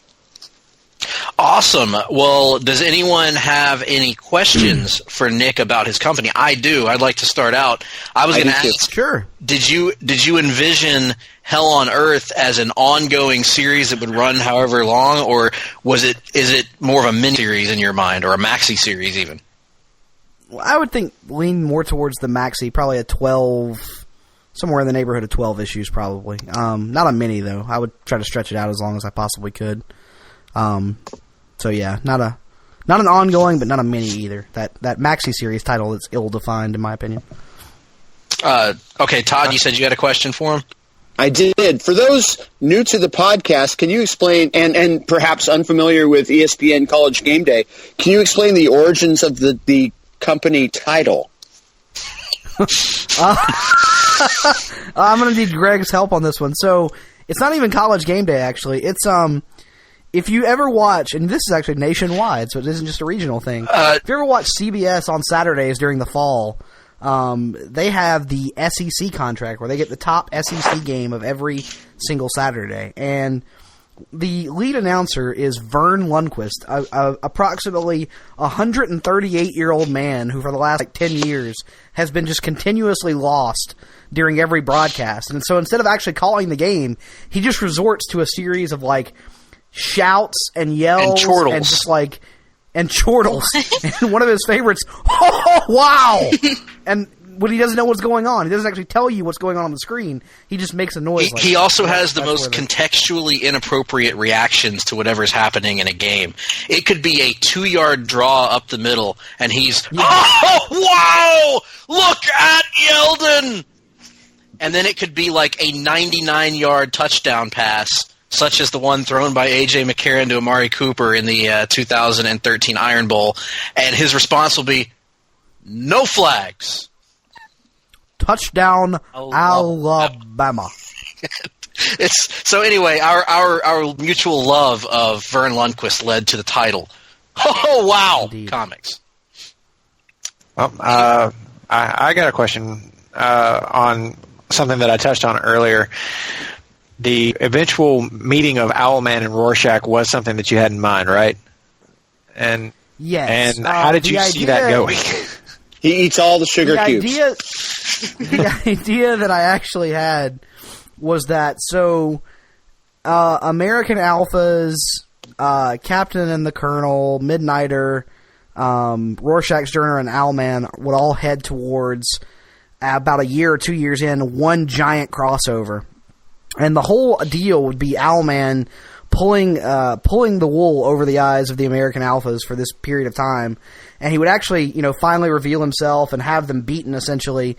But the one thing he never saw coming was Rorschach, and Rorschach would be actually the guy kind of lurking in the shadows during this climactic battle who would take him out and would wind up saving the entire universe essentially. So would that be the end of the Owlman title? Yes, that would be the end of the Owlman story, but not that he wouldn't die. At that point, I kind of already thought that he would be best used as a Hannibal Lecter type villain, kind of verbally tormenting everyone whenever. That just makes me want to read this more. Yeah, absolutely. I would assume that the title of this crossover event, the first Ho Ho Wow crossover event, could only be Crisis on Infinite Verns. Crisis on Infinite Verns, yes. Or no flags. At least one chapter in there will be called "There Are ellipsis no flags." No flags. Yeah, exactly. Any other questions for Nick about his company? Is Mira going to kill a lot of people? Yes, that was the implication I gave in the Mira pitch, is that she doesn't necessarily share the pacifist views at time of her husband, who I can't mention for contractual. Todd was waiting. He was waiting with a lawsuit. She doesn't need a man or a lad. Our lawyers are on point at conversation. Well, the lad is just there to do her bidding. The lad is not there as any kind of off topic romantic interest. I apologize if that implication was given. Aquaman 4, where Mira takes out all the Secret Service dudes with her water powers, is so cool. With blood, that was so awesome. It was awesome. Well, very good, and we're now halfway through our publication lineup here. So what better time to take a break and let you listen to some of the other great podcasts we've got across the Place to Be Nation family, Place to Be Nation Pop, etc. So stay with us through the break, come back, and enjoy even more of our masturbatory nerd geek out fantasies. Adios. Promotional consideration paid for by the following. Voice of Ring of Honor's Kevin Kelly here. I want to make sure you're subscribed to all of our great feeds here at Place to Be Nation. Just head to iTunes today and search and subscribe to the Place to Be podcast feed, the PWO PTBN feed, PTBN Pop, and of course the Kevin Kelly Show feed, which includes the full archives of my podcast. Some really great stuff. Subscribe, listen, and then rate us and leave feedback today. Thanks for being a fan of professional wrestling. More importantly, thanks for being a fan and supporter of the Place to Be Nation. Place to Be Nation's JT Rozzero here. In addition to the archives of the Kevin Kelly Show, we have a ton of great podcasts available to you on iTunes, Stitcher, Google Play, and PlaceToBeNation.com, and we now offer them to you on 2 great feeds. On the Place to Be podcast feed, you can check out Scott Friscolo and me on the Mothership, the Place to Be podcast, with our famous Vintage Vault pay-per-view reviews. PTBN also covers current day wrestling with clotheslines and headlines, main event, Mission Indie Possible, in our monthly pay-per-view reaction shows with immediate feedback on WWE, NXT, and Ring of Honor Super shows. Relive Wrestling's past with our monthly pay-per-view rewind series led by Ben Morse, and the Dangerous Alliance Wrestling podcast as we dive into various subjects in the form of exercises and games. All of this in addition to Scott Keith's Podcast of Doom, which includes discussions on questions from listeners, as well as current day and old school wrestling. We also have sports covered too with the Sports Lounge, the TJ McClune Show, and NBA Team Podcast. On our brand new PTB Pop podcast feed, we offer great shows such as the Glenn Butler Podcast Hour Spectacular, Rank and File, Lucha Undead, as well as a veritable podcast heaven for comics fans with the Hard-Traveling Fanboys, Sellers Points, Todd Weber's Conversation, and Imaginary Stories. Subscribe to both feeds on iTunes and be sure to rate and leave feedback as well. All of these shows are available on PlayStation.com, where we cover pro wrestling, sports, movies, comics, plus tournaments and more. Be sure to check out the right-hand side of the site for details on how to support the site when you shop at Amazon and download our free Place to Be Vintage Vault Refresh ebooks. We also want to thank our friends at Bonehead's Wing Bar in West Warwick, Rhode Island, and Fall River, Massachusetts, and Scott Keith's Blog of Doom. Be sure to follow us on Facebook, Twitter, Instagram, and Tumblr as well. PlaceToBeNation.com, the only place to be in your pop culture world.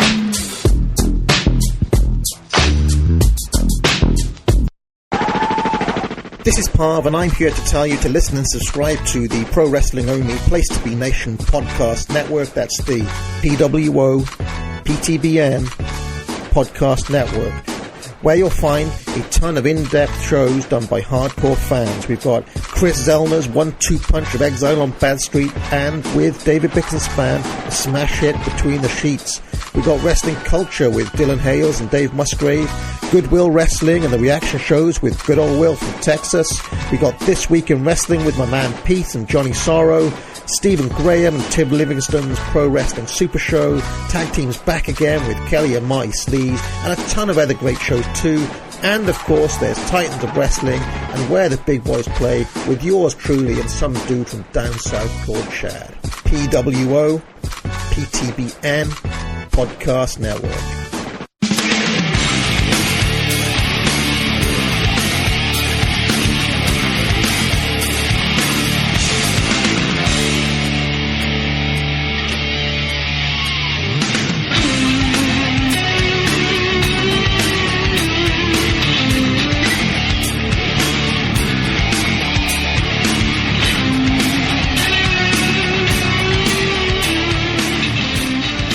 Welcome back, loyal listeners, to the whatever Nick said at the beginning of the show, Pitches podcast.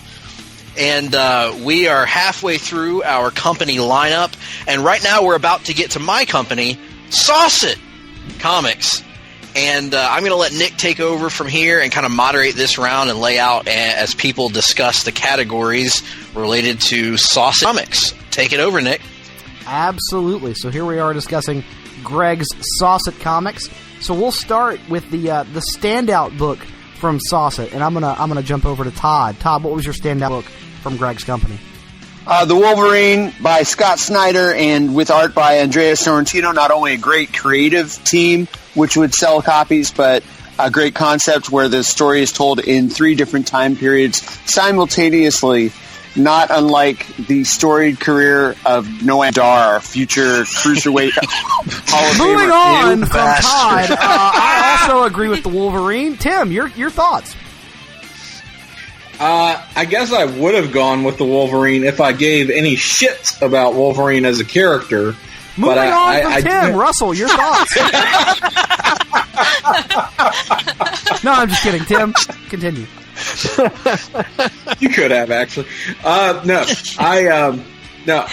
Objectively, I will give props to that for sure. Great pairing of character and creative team, no doubt. But I went with the Pantheon, which had Mark Waid and David Finch on art, with a team, a lineup, all-star lineup of Steve Rogers, Wonder Woman, Guy Gardner as the representative Green Lantern, the Wally West Flash, I believe, Yes. Vision and Scarlet Witch, two of my favorites, and Black Widow. Just a nice teen centerpiece title here. Greg, I think you had the most creators that I had drafted from the inaugural Place to Be Nation Comics Fantasy Draft. So not far from some creators that are very near and dear to my heart. So I responded to a lot of your picks, Greg, just because there were echoes of the things I was trying to accomplish in our first go round here, and that all disastrously went to hell in this year's lineup. But we'll get to that. I will, as I mentioned a moment ago, in very brief, I also will go with Todd and say the Wolverine. Loved this pitch between the creative team and the pitch that is actually kind of reminiscent of the initial Thor God of Thunder pitch, which was one of my favorite comics of all the times. Loved the Wolverine pitch. Russell, what were your thoughts? Everything that you guys just said. For which title? The Wolverine. Okay. You and Todd have taken everything that I was going to say about it, and there it is. So, it's basically Thor God of Thunder, but with Wolverine, and probably without them actually teaming up at any point. But telling that parallel story, I'm totally in. You got me on the creative team by a long measure. I don't care what they're writing. It's those two together. Sold. So, congratulations. There it is. Wolverine. That's the standout title. Stephanie. Okay, so an incident actually formed my opinion on this that happened last week when I went to the comic book store. Do you know that they're making holographic covers again? Yay! I did not know that, but I'm sure Saucet Comics are celebrating the return of this particular gimmick. Yeah. So I'm going to go with pouches, because I just want a reminder to everyone that was once a reality, and if you keep doing this, it's going to keep happening. But I mean, at the same time, I would totally buy it, because I'd just be like, oh, look at this thing. This is ridiculous. Needed Wave Rider, though. He's in the second part. I maintain he should have drafted Domino, paired her with Death's Head 2, and had Deuce and Domino to continue our WWE tag team theme. Quick quiz, by the way, to interject very briefly. Does anyone here actually know who Benedict Asp is? I was really delving into those 90s characters with that one. No. Benedict Asp. What the fuck? I was struggling with Amygdala. Character? Or Amygdala I had because of Nightfall. That one was... Yeah, Amygdala was a D-level Batman character. Oh, that's right. Okay. Benedict Asp was an F-level Batman character from Knight's Quest. He was the villain when Bruce Wayne went to Europe in search of Alfred with Chandra Kinsolving. Oh, gosh! Quite frankly, now is not the time for you to be tooting your own damn horn. Now's the time for you to lay out and let other people toot your horn. No, I just wanted. I was just curious. So, it wasn't a consensus. I'll toot that horn when we get there, sir. What book got the most picks that round? It was the Wolverine. Wolverine.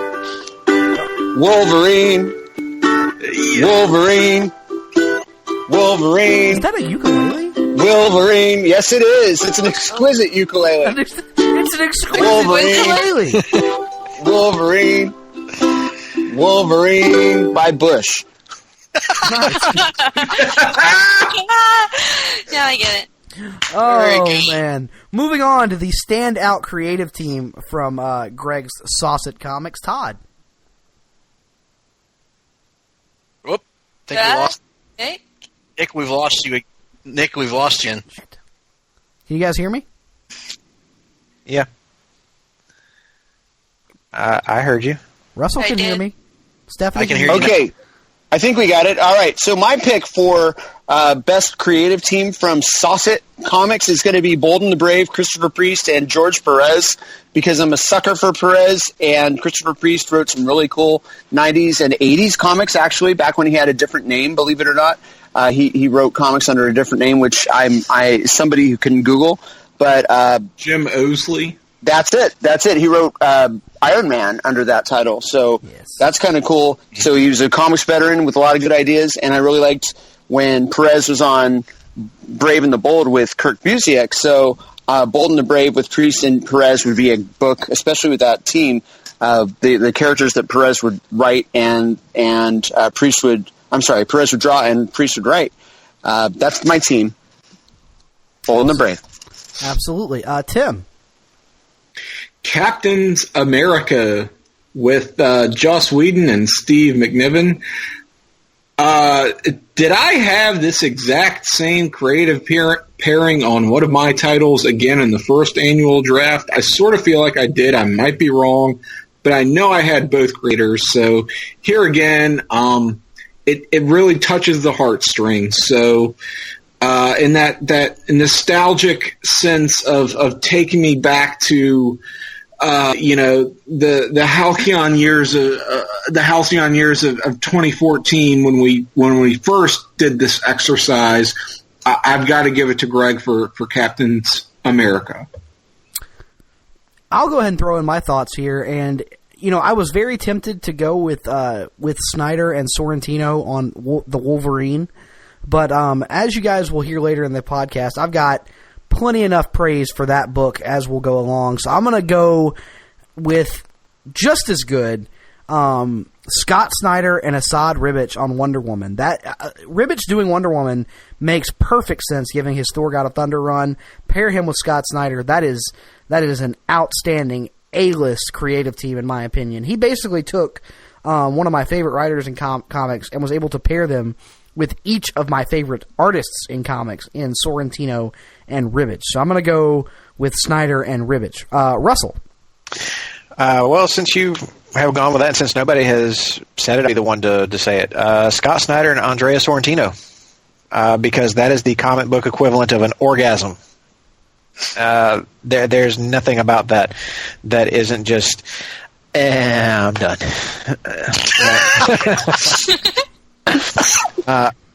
And I mean, come on! This is a team. I don't think they've ever actually worked together before, but just imagining what these two would be capable of. I mean, just looking at both of their individual bodies of work, there's no way this isn't something that has to happen in the future. I mean, maybe not on a Wolverine title necessarily, but those two together seems like the biggest selling comic book title of all time, just waiting to happen. So yeah, those two, Scott Snyder and Andrea Sorrentino, is the standout team by a long measure in my eyes. Has Sorrentino done anything that wasn't written by Lemire so far? It feels like they're joined at the hip at this point. It's a great question. One to which I do not have the answer. I don't know. Sorrentino did I, Vampire, which that was good. That was not Lemire. So who was I, Vampire? It was actually. Because American Vampire was Snyder. American Vampire was Snyder. Raphael Albuquerque. That's it. Nice. Oh, no. I, Vampire was J.M. DeMart. J.M. Joshua Hale. DeMatteis? Yes, DeMatteis. Jean-Marc DeMatteis. In the New 52, when Sorrentino was drawing I, Vampire, it was Joshua Hale Fialkov who was writing. Oh, okay. Oh, he didn't stick around for long. That guy who wrote that terrible Red Lanterns arc. All right, awesome. Stephanie, your pick for best creative team from Greg's Saucet Comics. Okay, so to be completely honest, the pitch for this title completely threw me off because it is a teenage book that ends with guest starring Emma Frost. And so that would be the Robert Kirkman and Chris Samnee team up for Stargirl. I never actually imagined that those guys would actually be a really good team for a teenage girl book. But they would. Awesome. All right, and I'm gonna do this because it's not too complicated for me to handle, unlike Greg. Let's go with most innovative pitch before we get to best written. Todd, your thoughts on Greg's most innovative pitch?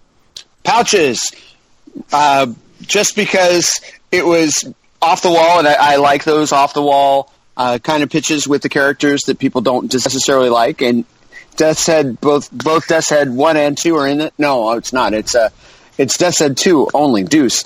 And Lobo. Death's Head 1 and Death's Head 19. Yeah. And just all the random 90s poo-poo characters that he put in there. I'm a sucker for when people are left with the dregs and they put them all into a book. And so what can you do with that? I've done it myself, so I appreciate the effort. And I like how that was literally the first thing you read from his document was pouches. So that was what I was most proud of. I mean, the fact that he put it 90s homage. Yeah. And the fact that he put Mark Miller on it just makes so much sense. Yeah. So, Tim, I have a feeling where you're going to go with this one, but I'm willing to hear you out. Well, I was going to go pouches, but we haven't talked about that category just yet. So for this one, I'm going to give it to Storm and the Elementals. So we've got a great lineup of Storm, the Ronnie Raymond, and the Jason Roush Firestorm, because no one drafted them separately, and Johnny Storm. So we have someone who controls the weather and 3 fire-based characters. So really balanced team there. Great job, Greg.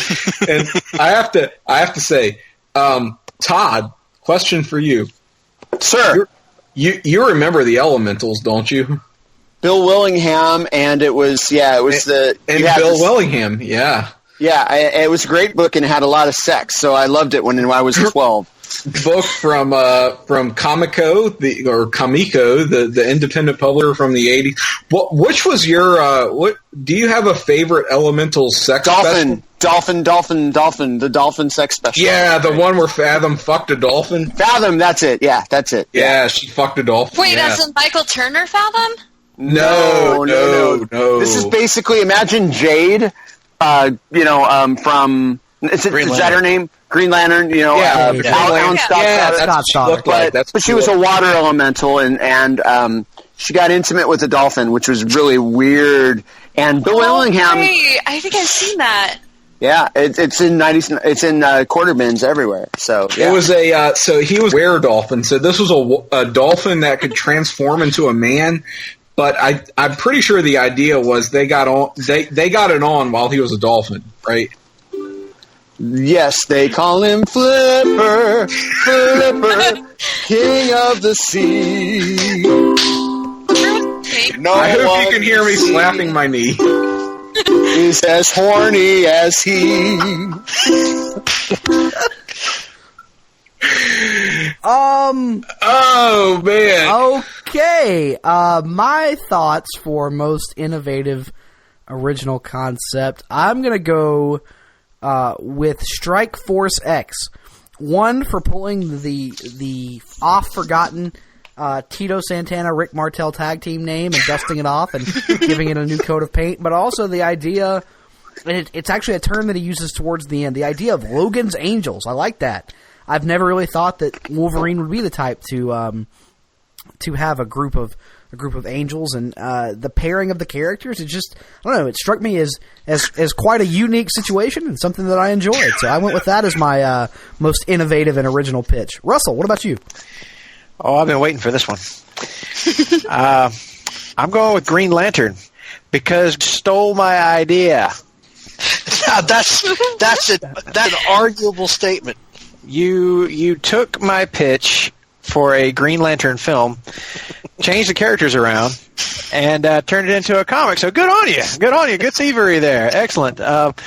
Because the inverted lethal weapon idea was something he and I have talked about on numerous occasions, except I used Jon Stewart and Hal Jordan. But in any case, it works. It's an idea that I have loved. Because Lethal Weapon is one of my favorite concepts, but taking it and flipping it on its head and having the old guy be the one who's the rule breaker and the rookie coming up as the one who's like, the very by-the-book stoic type is the one that just really speaks to me. And on top of that, you put Dave Gibbons back to drawing Green Lantern, so there's no way that doesn't work for me. I loved his time on Green Lantern Corps, especially during the Jeff Johns, the early Johns era, whenever he helped to relaunch everything. So it's a winning concept that I think you have a lot of room to play with, especially if you turn Nort into like the Leo Getz type character, which I think would be now beautiful. Quite frankly, I'd suggest that were Saucet Comics to use Nort in one of their stories, they would have quite the legal entanglement. I was going to say, when it mentioned a canine companion, I would certainly suggest that isn't Nort, who was named in a different publisher's solicitation. No. All right. Well, it's not Nort.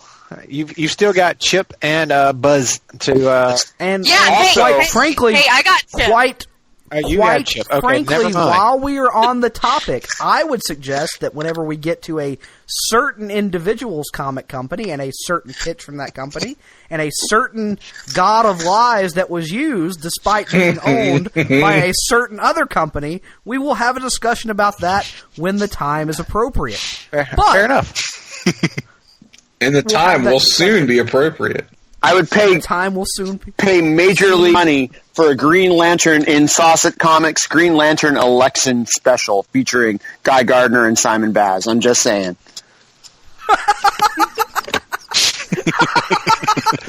All right, now wait a minute. Hold on just a second. I gotta address that. Are you suggesting that Green Lantern Guy Gardner would be voting for a certain individual? I am indeed, and that individual is not Jill Stein, shall we say. What? Let me just say, as a Guy Gardner fan, I don't appreciate the implication, and we're going to move on. Stephanie, your thoughts? Make America Guy again. The most innovative pitch from Saucet Comics. Hey, Guy Gardner respected Supergirl in the Red Lanterns thing. I don't acknowledge any Guy Gardner story written after 1998. Well, that's because your memory started to fade after 1998. We can all be okay with that. Oh, an AIDS joke. What a novel concept. Okay. Stay tuned for... Saucy!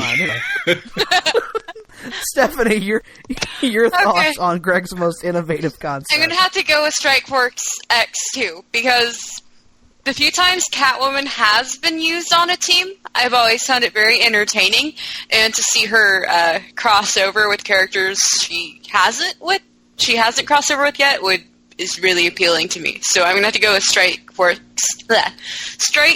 X, and also it'd be cool to see just the way Jock would illustrate their interactions, just visually together. Absolutely, I agree with all of that. Okay, moving on to Greg's best written pitch. Todd, your thoughts? My choice for Greg's best written pitch must have been The Punisher, because of the unique sentence fragments in which Greg Phillips filled in his pitch featuring The Punisher, Frank Castle, a man who wants to punish. You would imagine it's written a lot like the script for a Triple H promo, is what you would think. With less... you would imagine right, well, the uhs are added by Triple H and his... they're not on the Oswald Capelputa! Capelputa. Tim, your thoughts for Greg's best written pitch?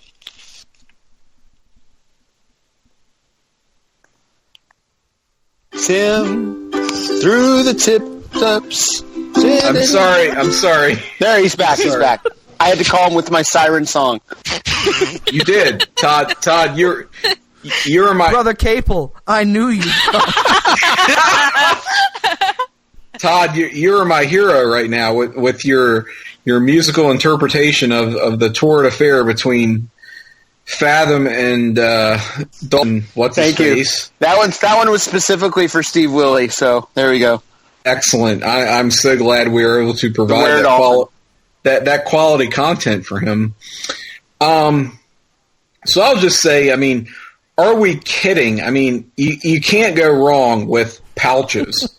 Mark Millar, David Finch, hello, with an all-star lineup of Lobo, Death's Head 2, and the Danny Ketch Ghost Rider taking on, I mean, these guys could give the Legion of Doom a run for their money with Strife, Gideon, Benedict Asp, Fabian Cortez, Amygdala, Death's Head 1, and Death's Head 19. I mean, my goodness, I can only imagine that we'll get future appearances from the likes of Nate Gray and the Sugar Man and Adam X, the Extreme. I mean, there's Joseph the Magneto clone.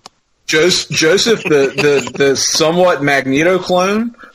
There's limits to this title beyond what people actually drafted, and I mean, nobody was drafting characters like this. So I feel like, Greg, you've got crunch here, and with your pitch, I mean, you've left a lot of room for introductions of characters that really deserve their due here, and in Saucet Comics.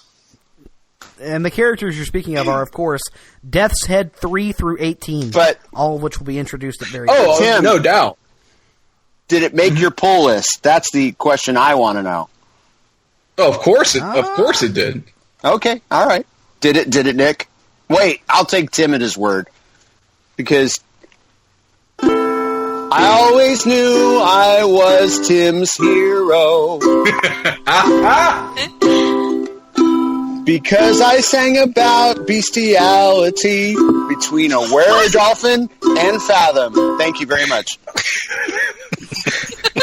Outstanding.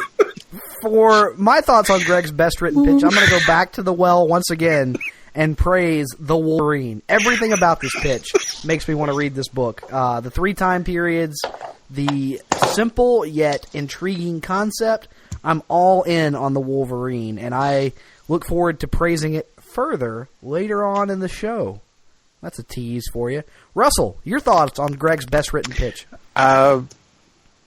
Pretty much everything you just said. The Wolverine is the pitch to beat, as far as I can tell. And for another little tease later in the show, SP Comics is willing to write a check for the use of a certain character, but does wish they had received a cease and desist order before the recording of this podcast had actually begun. Quite frankly, I'd suggest that falls on the talent to know the rules. It's not up to creative, folks. It's not creative's fault when the talent doesn't know what the hell is going on. It's amazing that a cease and desist order was not issued, and thus things would have changed. But in any case, willing to bite the bullet on that one and write a check. The fans didn't buy the attraction. The attraction. Because I still think it's one of my better pitches. But anyway, moving on. Wolverine. Oh, we'll get there. Wolverine is the, quite frankly, the pitch to beat out of this whole thing thus far for me. I would agree. Stephanie, your thoughts on Greg's best written pitch? Pouches, because the models are extreme. We have gone extreme indeed. And with that, my brief time as host of this here show, I'm going to turn it over to Greg. But first, let's open the floor up to questions for Greg. And I'm going to start with one. Greg, why don't you tell the good folks at home about your original title? The original title you pitched to me off air for The Bold and the Brave. Well, quite frankly, the creative meetings that are held in the private Stamford audience No, come on. are not to be made privy to those in the public. All right, I'll just go out and say it. My original, I wrote it. I was trying to put these together in a somewhat, some would consider hasty manner, and my thought of a Blue Beetle and the Falcon team up, I was originally going to call it The Black and the Blue. You racist son of a... Blue Beetle was going to be the black, and Falcon was going to be the blue due to his new costume. What? It was a high concept, Tim. It only works if there's artwork to go with it. That's what I've been saying. All right, well, I will divulge one of my secret, undisclosed titles as well, since you did, when we get to my company. Yes. Just in the interest of fair balance and just fairness in general. Greg. Yes, sir. Yeah, go ahead. With Scott Snyder handling both Wolverine and Wonder Woman, was there ever any intention in your head of crossing these back over so that we could have Asad Ribic also drawing Wolverine and Wonder Woman at the same time? Quite honestly, no. I wouldn't be opposed to it by any means, and I think there's especially room with the telling of the past of Wolverine, of tying him in maybe in the past with Wonder Woman.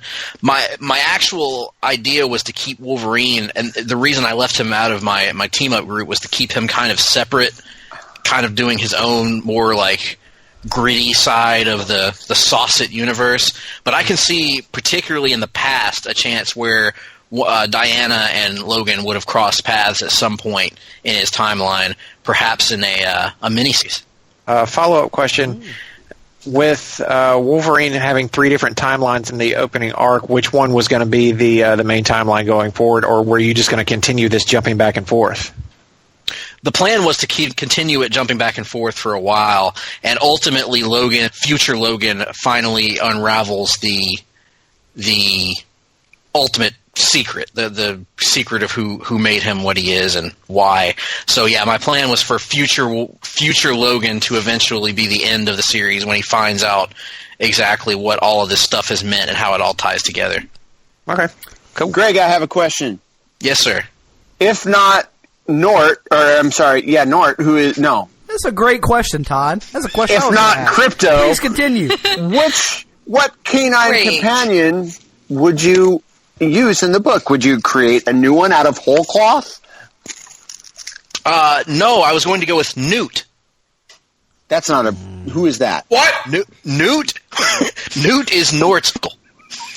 You mean his Uncle Newman? Well, how did a character from this comics universe have a nephew in this one? No. In real life, he's Nort's uncle. In the Saucet universe, he's just a dog named Newt who has a nephew that has no name. His name is Newman, damn it. I'm not buying it. Or, I got another idea, Todd. Perhaps one might suggest I could go with the new DC Comics property, Scooby-Doo, who was undrafted. Oh, I should have done that. Good idea. Good pull, Greg. Although we did say no licensed characters, as you'll recall. That's a good point. That's a good counter to my counter of your counter. And I would remind you again that Nort's uncle was Newman, not Newt. As played by Snipe. Hello, Al. Oh, any other questions for Greg before we move on? I have a lot of questions about Stargirl. Okay, carry on. Okay, is her suit lit like Chris Jericho's jacket, or is it like LOL OMG oh my god, it's so lit right now? Can it be both? Okay. Also, why did you tack on guest starring Emma Frost? Hold on, I believe we may have an interjection first, and then I'll answer it. I'm sorry. I was practicing. I was supposed to have the mute button on there. Oh, okay. God damn it.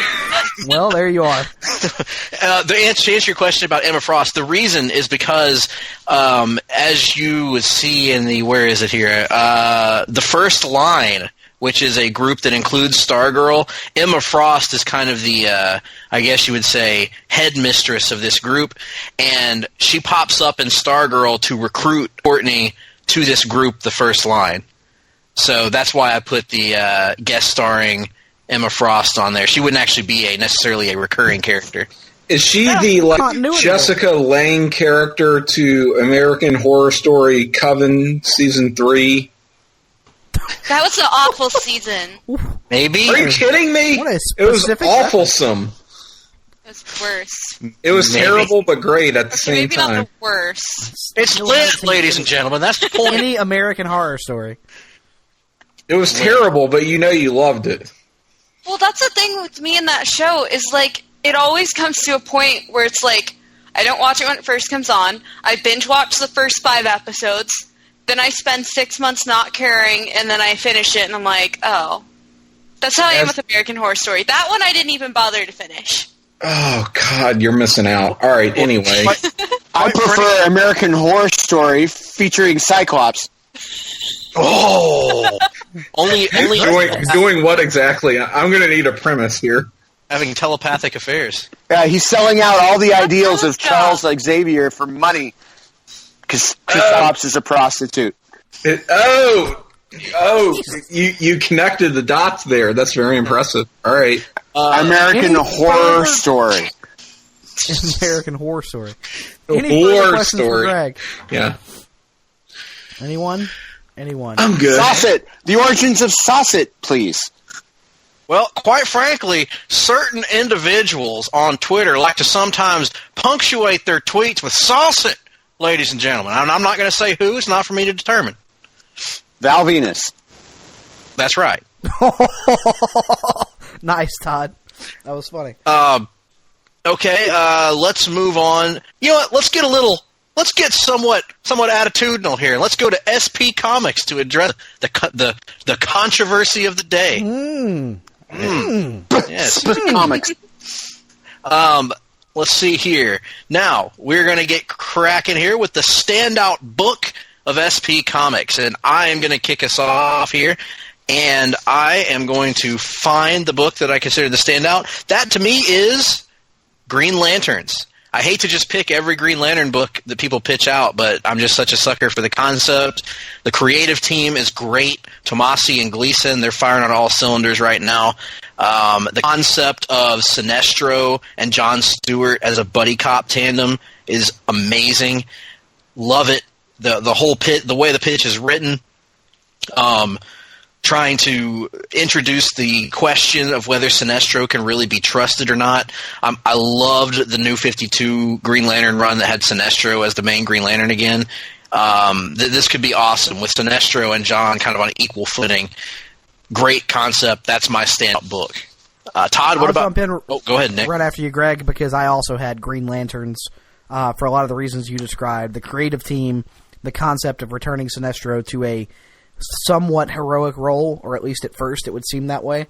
Love everything about it, and like you, I'm pretty much on board for all these Green Lantern books that are pitched across the various universes.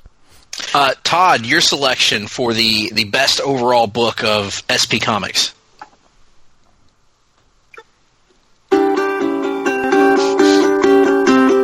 Batwoman.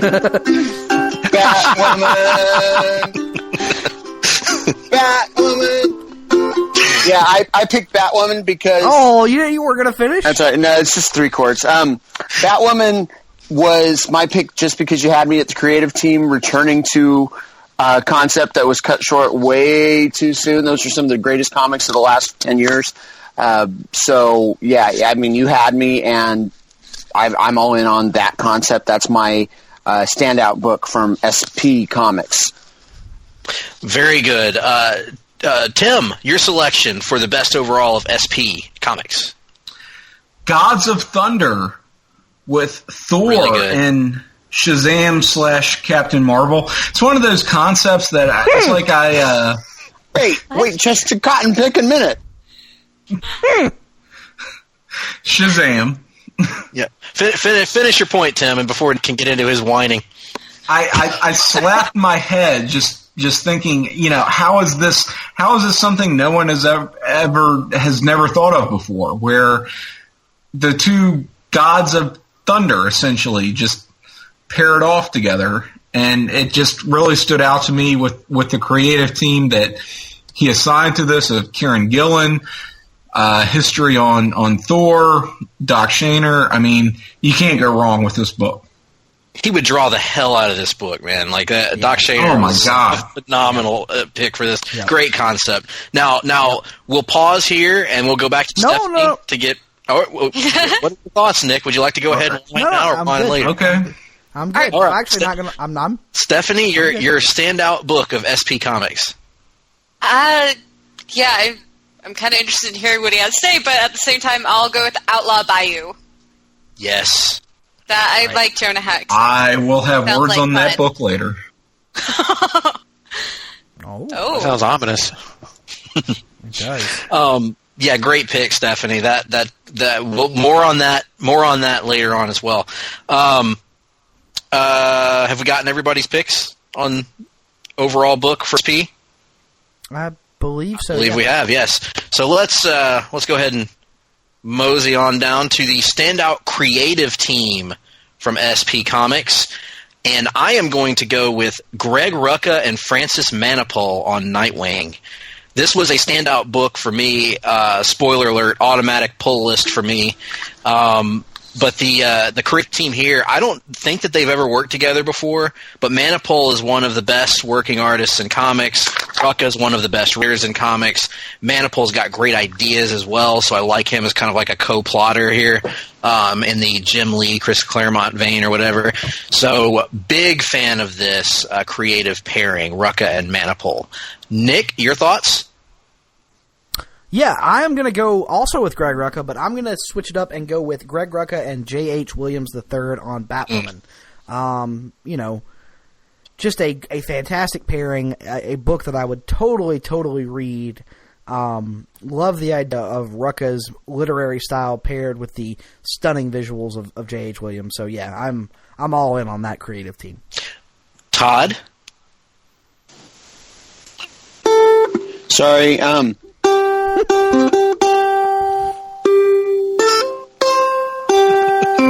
it is. My choice was Jason Aaron, Ivan Reis, and Eddie Barrows on Superman. That was the theme. That was the Krypton theme. Probably played because I'm. But super. I love the concept of one of my favorite writers who works hard and just always thinks he's always a step ahead. You know, he's plotting things way out in advance. I think that would be a great team. Jason Aaron, one of the premier writers for two companies. He is a great writer for Image and a great writer for Marvel, working with Ivan Reis, who's kind of Mr. DC, but you can just imagine his Superman, right? You can visualize his Superman. So I think that team would make some great ass comics. Correct me if I'm wrong, but aren't we supposed to be getting a little Ivan Reis Superman coming up? We are. He is the second. I believe he's the second arc artist on Action, or actually Superman. Proper. I believe it's on Superman. Yeah, Superman after Lisa proper. rotates off. It's Ivan Reis rotates on. Correct. I love this alternating artist idea, man. It's so good, so cool. I can't say enough good things about Rebirth, man. Very good. Right on. But that's off topic, if you will. If you will. Tim A., what is your pick for the best creative team in SP? I think a bit of an under-the-radar choice. It's Fabian Nicieza and Michael Lark on The Winter Soldier. I went with this because of Nicieza's history writing characters like Nomad and the Thunderbolts and Hawkeye. Just like a really brilliant pairing here on Russell's part. I don't know how familiar he is with Nicieza's resume, but he sure fooled me if he isn't, because this seems really inspired. And Michael Lark, of course, on art is just going to knock it out of the park. So this is one that I will definitely be adding to my poll list. At least I hope I did, according to Nick. I think one of the arch villains that Nicieza has written into the books is a guy named Chris Claremont. I didn't even know a little receipt for sins past. And that's your receipt, baby. Yes, right. I never even knew about the heat between them until Tim's appearance on the Hard-Traveling Fanboys, which you can find on placetobenation.com and in various other venues. And in all honesty, I think that heat might be fabricated, but let's just roll with it. Let's just roll with it. Always take credit for it, as Kevin Nash once told me. Precisely. I watched those promos today. Thank you, Nick.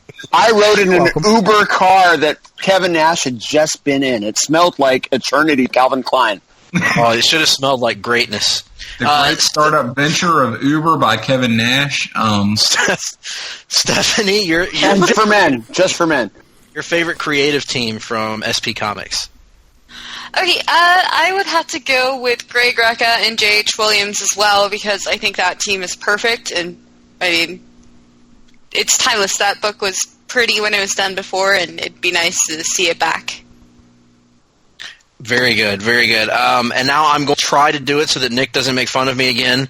Most innovative and original concept or pitch from SP Comics. I'll get us started with the phenomenal idea of Outlaw Bayou, which is a pairing of Jonah Hex and Swamp Thing set in the 1800s, just after the Civil War.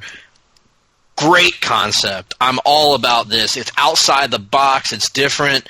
It's really using the characters that you drafted in a clever, creative way. Good creative pairing on this with Swamp Thing's creator Lynn Wein, with Jason Latour, who does well with that kind of Southern art style as you see in Southern Bastards. Just a big fan of this concept. So that's my pick, Outlaw Bayou, innovative. Greg, I'm going to piggyback on this because that was my pick for most innovative as well, for the exact same reasons you said.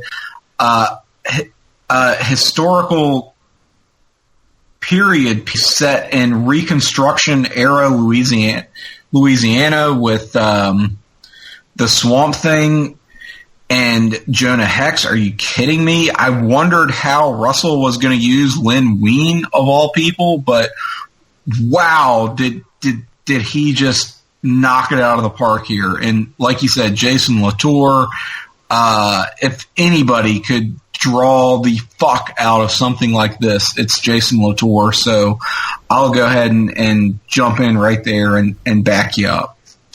And I'll follow suit and do the same. I had Outlaw Bayou as my most innovative pitch.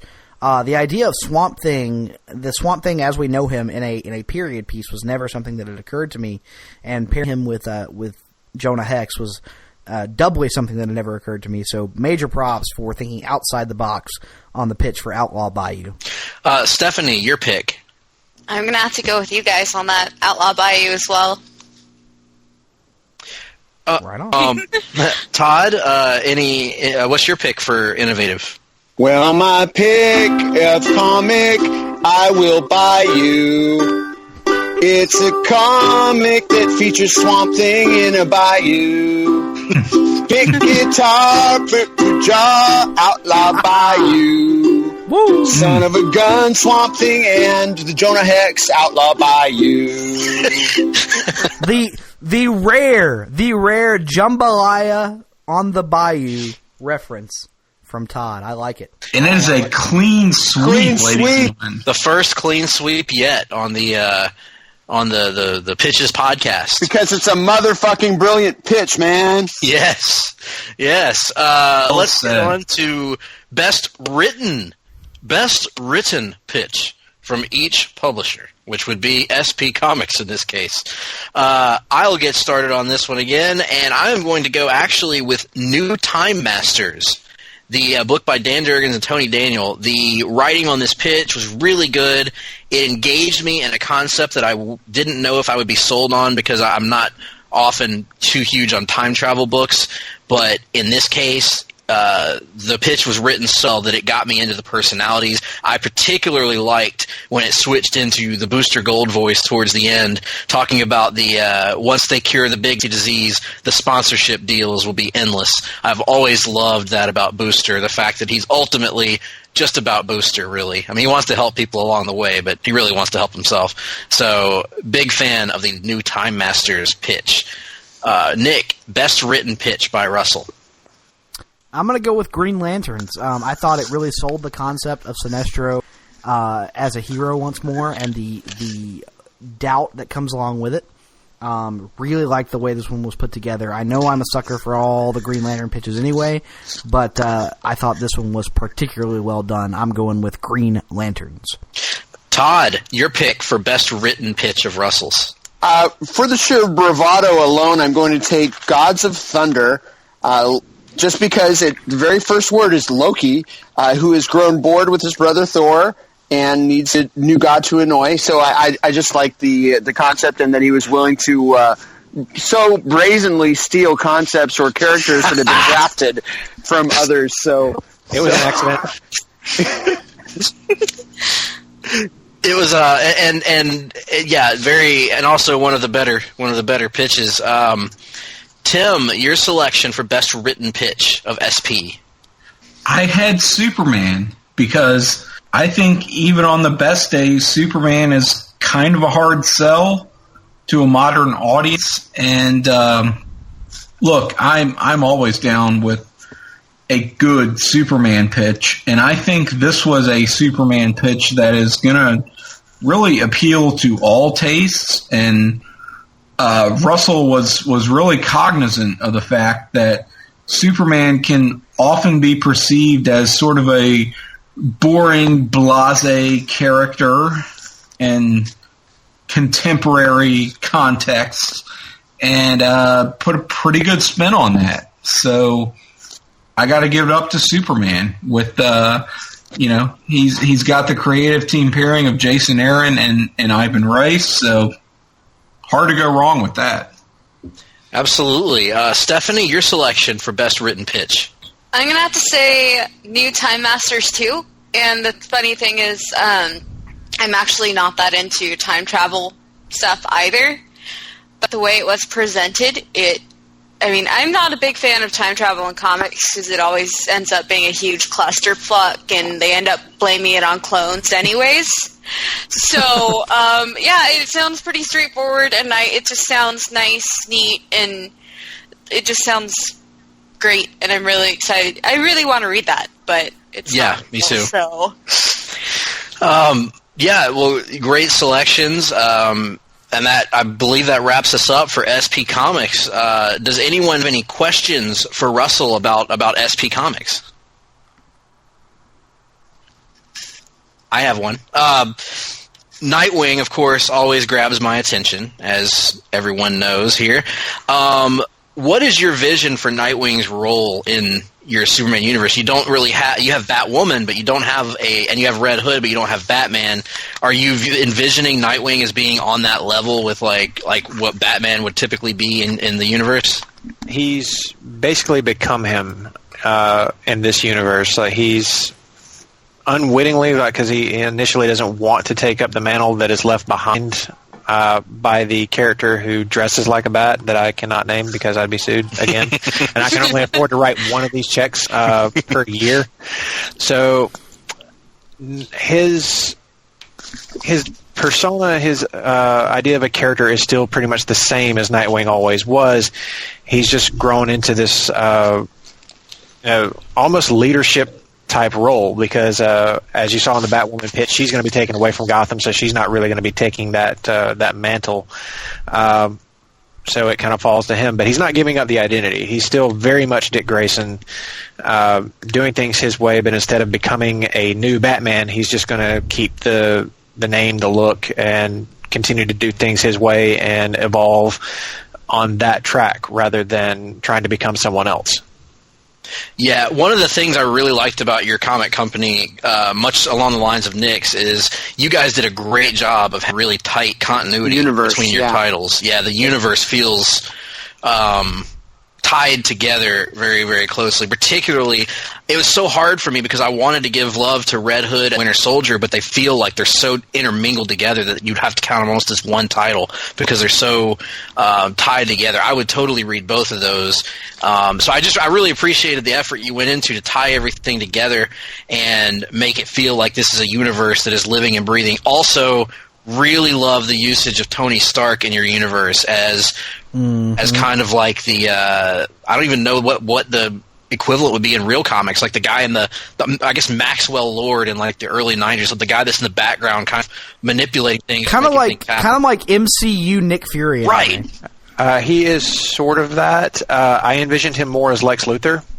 I wanted to say that, but I didn't want to put him in a villainous light necessarily. He's not really. He's just he has his way of doing things, and he's misguided in some ways because, especially when he comes to Gotham City, he has no idea how that town works. He's lived his entire life in New York, so he knows that state of mind. But That's a song reference. There, get on it, Todd. I can't do Billy Joel. That's some hard shit. But when he comes to Gotham, he's out of his depth. He doesn't realize it though, because his own arrogance won't let him see that he might not know everything. I have a question for you, Russ. Yes. In the Red Hood pitch, who is the Bruce you speak of? Oh, just some random guy. Bruce Jenner? Yeah, we'll go with that. Okay, who is the Bats you speak of later in the pitch? The Bat. It's a group of bats. It's some bats that were living in briefly infested Gotham. It's a bat. Do we have any other questions? I have a question. Are Supergirl and Starfire going to Penn State? Because seriously, what college would put Dr. Light on their faculty? Oh, and do they get it on? Yes, that too. No to both. And Wait, and what outfits are they wearing? What versions of their outfits are they wearing? Current. Yeah. Okay. Like Teen Titans Go Starfire? No, current Starfire. Oh, Teen Titans Go Starfire, I don't think she can go to college. No, she wouldn't be able to get in. No. And I don't think they can not get it on.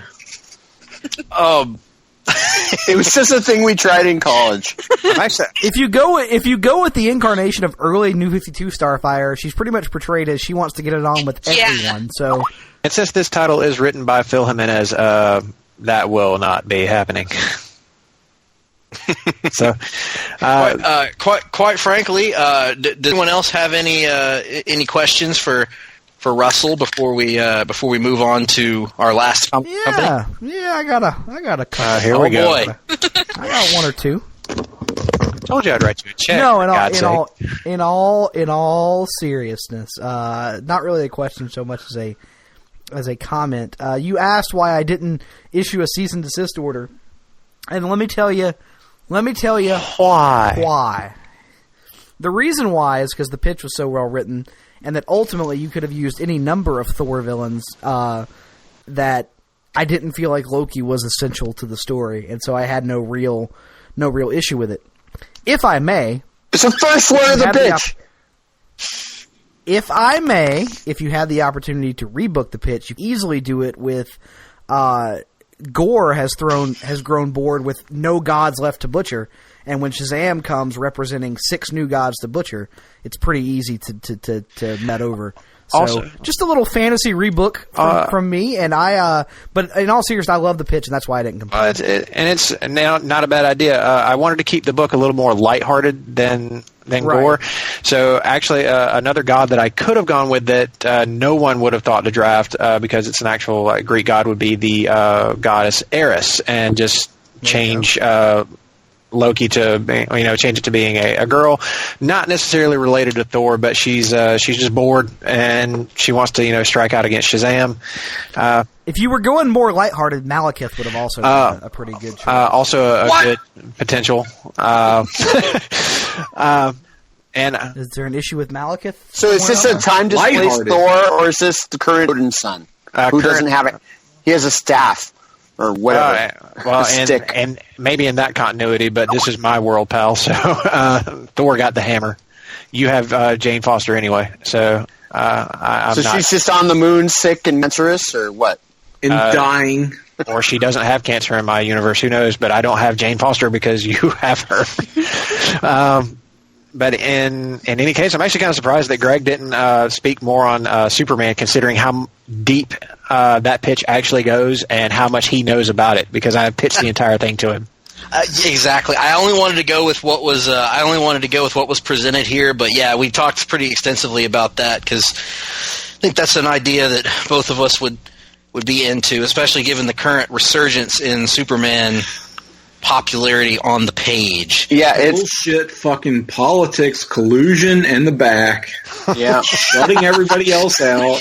Myself, I was particularly Todd and Stephanie are just twisting in the wind as the Alabama contingent just runs roughshod. Quite frankly, anyone that wants to join creative.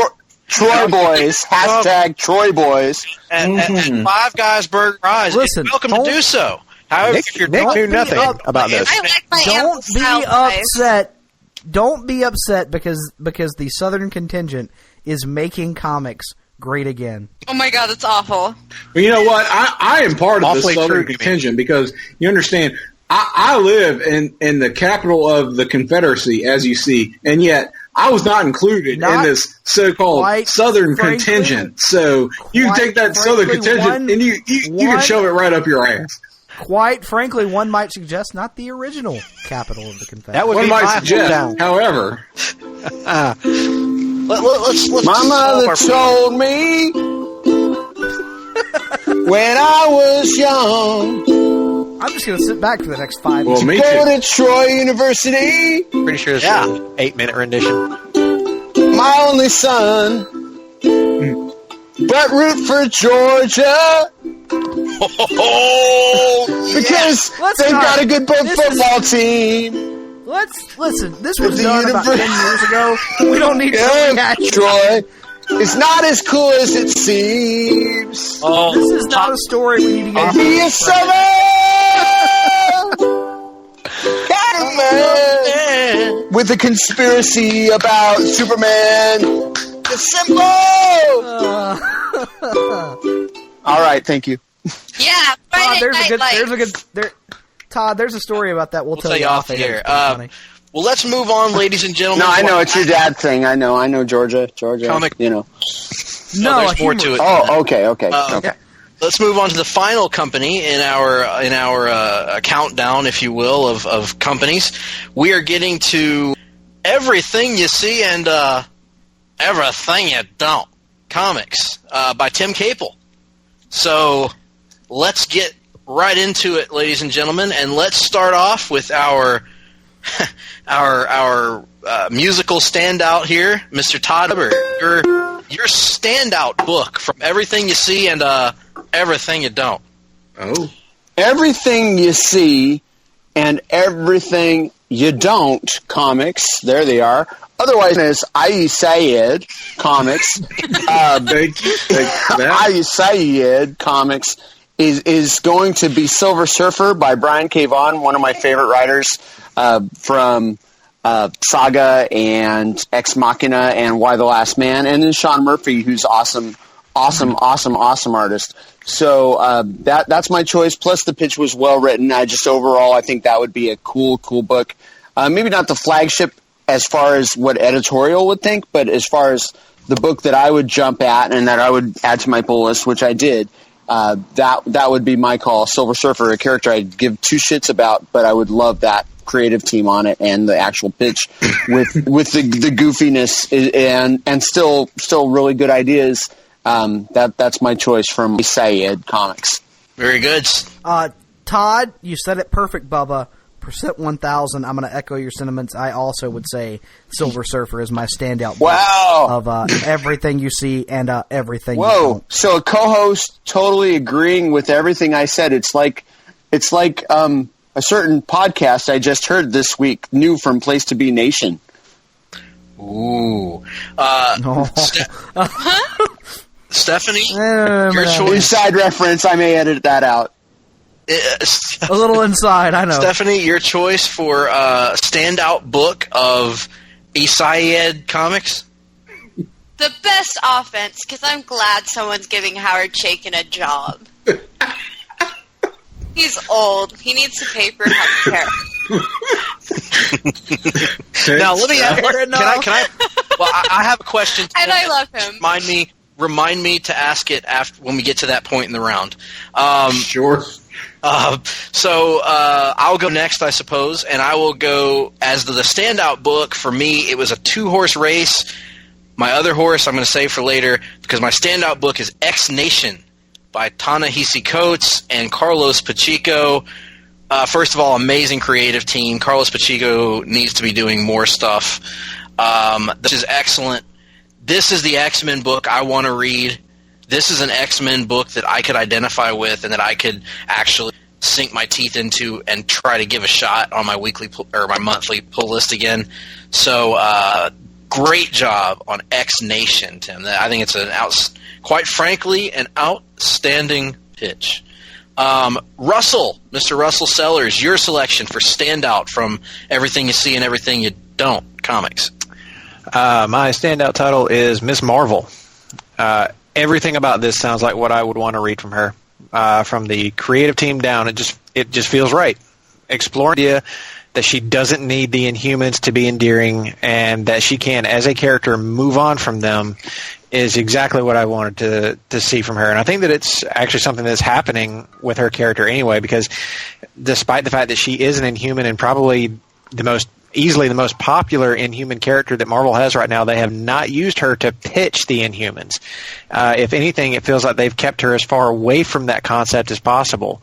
So just the fact that Tim is totally Team X, and but keeping the one good thing the Inhumans have going right now, that just worked for me. And that you kept her original creator on the title is a big selling point for me. So I'm totally in for that book. Also, the best first 3 words of any pitch in the entire draft. No more Inhumans. Let's move on to the next one, which is the standout creative team of Isayed Comics. Todd, your pick for the standout creative team as you turn into the Joker from the 60s Batman show. I am a sucker for rolled R's, I have to say. So I'm going to say my standout creative team is a singularity, and his name is Bill Sienkiewicz, which is not pronounced Sienkiewicz, but Sienkiewicz, just because everything he's ever done to me is essential, from covers to graphic novels to his interior art on the X-Men, which was, the New Mutants, which came out before any of you were born in 1985. Bill... I was born in 82. All right, so yeah. In my defense, that is what I was drawing from. For what? What do you mean? Bill Sienkiewicz, his art and his artistry, his writing as well. He was very influential to me, even though his stuff came about before I was born. So yeah, and it holds up. I mean, it's mixed media.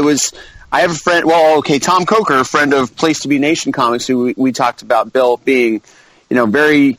We think of him as being just this guy who totally changed comics by using multimedia and things like that. But in the art world, there were a lot of guys like that. He was just the first guy to bring it to comics. But I don't know what a great writer he could be. I mean, Frank Miller wrote the original Elektra Assassin series, but his art is unique enough that maybe there's some really good ideas there. And just, again, the singularity of him as a writer-artist. There weren't a whole lot of just submitted with just one creator. But, yeah. He really was the writer-artist on Stray Toasters, his own thing. I believe that's correct, yeah.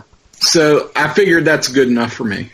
Yeah, I mean, and Elektra's got enough history. He can probably draw from things. And that original Elektra Assassin series is essential. If you've never seen it, it's really good. All good is the Frank Miller written and Sienkiewicz drawn Daredevil graphic novel with, Kingpin's wife is sick, and it is just a really good story. So, yeah. So check that shit out, yo. Stephanie, your selection for best creative team of Isayed Comics. Brian K. Vaughan and Fiona Staples. I'm going to be that person. It's genius. He just took them and he just used them, and it was just, he only had to write one line. Yep, agreed. I am going to go with Brian K. Lazy. For my most innovative pairing for sure. For my creative team pick, I'm going to go with Brian K. Vaughan, but I'm going to go with him and Sean Murphy on Silver Surfer. Love that pick. Pretty much Todd and Nick already hit that up earlier, but it's a great pairing of writer and artist. Everything Brian K. Vaughan writes, I find myself loving. So that's already a sell, and Sean Murphy's art is outstanding. Russell, what about you? What's your pick for creative team? You just took mine. So, and mine as well. So. I might as well just go ahead and say it. Holy shit, what a pairing! Yep. I mean, Sean Murphy is not known for his cosmic stuff, but I mean, this sounds like a book that he would actually draw really well. Just thinking about the character and the concept. So, yeah, this is that's genius. That's pull list immediately. Yep. Yep, I'm all on board with that as well. Most innovative and original concept or pitch from Tim's comic universe. Todd? Pass. You're not allowed to pass. Are you sure about that? Can you look it up really quick? All right, we'll allow you to pass for now. We'll come back to you. Stephanie, your selection. Supremely Strange. My selection as well. Really cool usage of Steve Ditko in a comic book form. Although I do have an issue with the name Grant Morrison being used. Now wait, he won't actually appear in the true. But you're cashing in on my talent. No, he's not going to appear in the comic itself. I mean, he's just. But some might say that you're using his name to sell the book. Yeah. I believe is not in fact using the creator Grant Morrison, but the actual college funding option called the Grant Morrison, which was established by famous WWE wrestler John Morrison for young people who want to go to college and become professional wrestlers who can't cut promos. Oh God! Todd is dropping just outlandish bombs on this podcast. Angry old man Todd Weber. Yeah, what did John Morrison ever do to Todd Weber? Mr. Ziggles. Mr. Ziggles. Oh, Lord. Where were we, anyway? Oh, yeah, I was talking about Supremely Strange. Very, very supremely good concept. I like it. It's interesting. It's different. It's outside the box, for sure. I liked it. It was good. Shut up, Nick. It's going to be in the paper tomorrow. They're going to be, yeah. Ronnie going to be in Ronnie the free now, Nick. Nick, what was your selection for innovative, outside-the-box, original? I can't believe I'm the only one who's going to say this. Hulk, calmest one there is. Holy crap, dude. You're not going to be the only one who says that. Oh my God. Like, when I first read it, I had to stop and laugh for like 90 seconds and then come back to it and read it again and then go laugh for 90 seconds again. Oh, so good, man. So freaking good. And plus, bonus points for Al Ewing, who I think is very underrated right now. Is he right? I believe he did Loki, Agent of Asgard, if I'm not mistaken, and that was outstanding. And he did Mighty Avengers. Cool.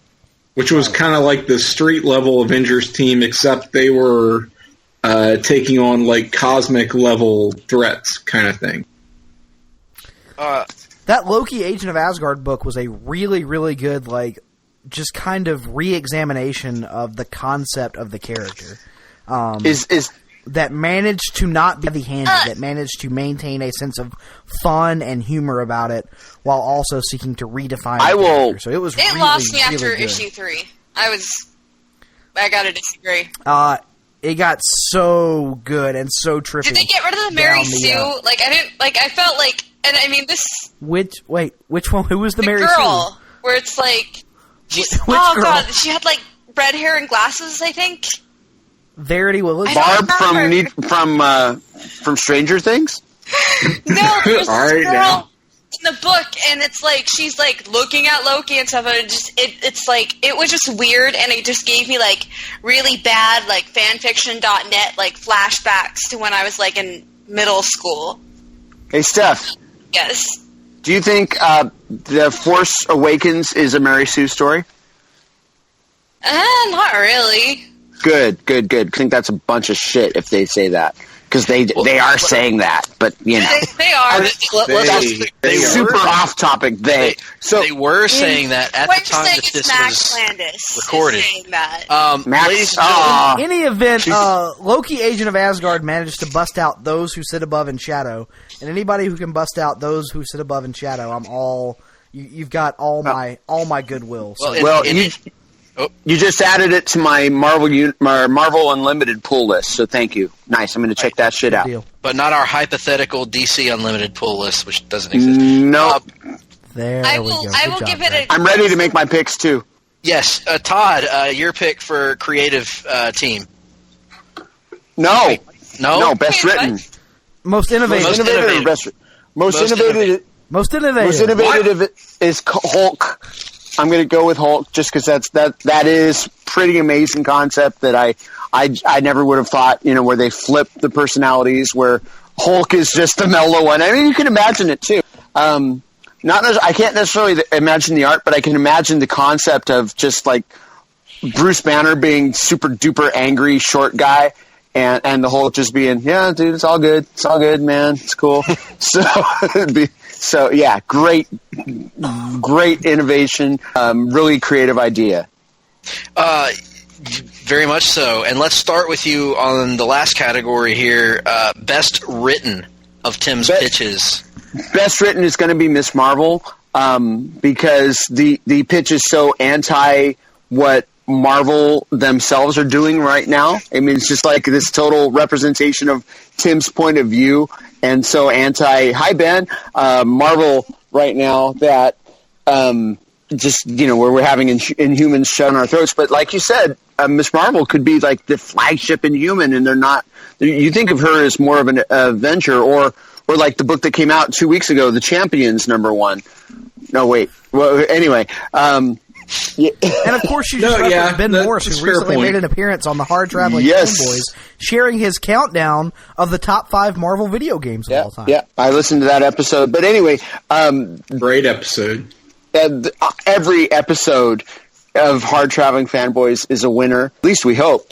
And so this particular pitch for Miss Marvel is such a passive-aggressive shot at Marvel Comics in general, and representation of Tim and all X all the time. I like the pitch a lot. So that gets my vote for Miss Marvel. No more humans. Amen. Yep. Stephanie, your pick for best written of Tim's pitches. I mean, No More Inhumans is a great sell, but I really like the Black Panther pitch. Yeah. I liked it a lot. I feel like it kind of, I don't know, just the wording that's used really kind of makes me picture Wakanda as just like a monolith, like just a huge, imposing kingdom. And so it's kind of like, if I had no idea about Wakanda, it just paints a very just intimidating figure. And so I think that's really important. And with more new readers coming in, that's a good thing. Hey, it wouldn't take a Wakanda wild side.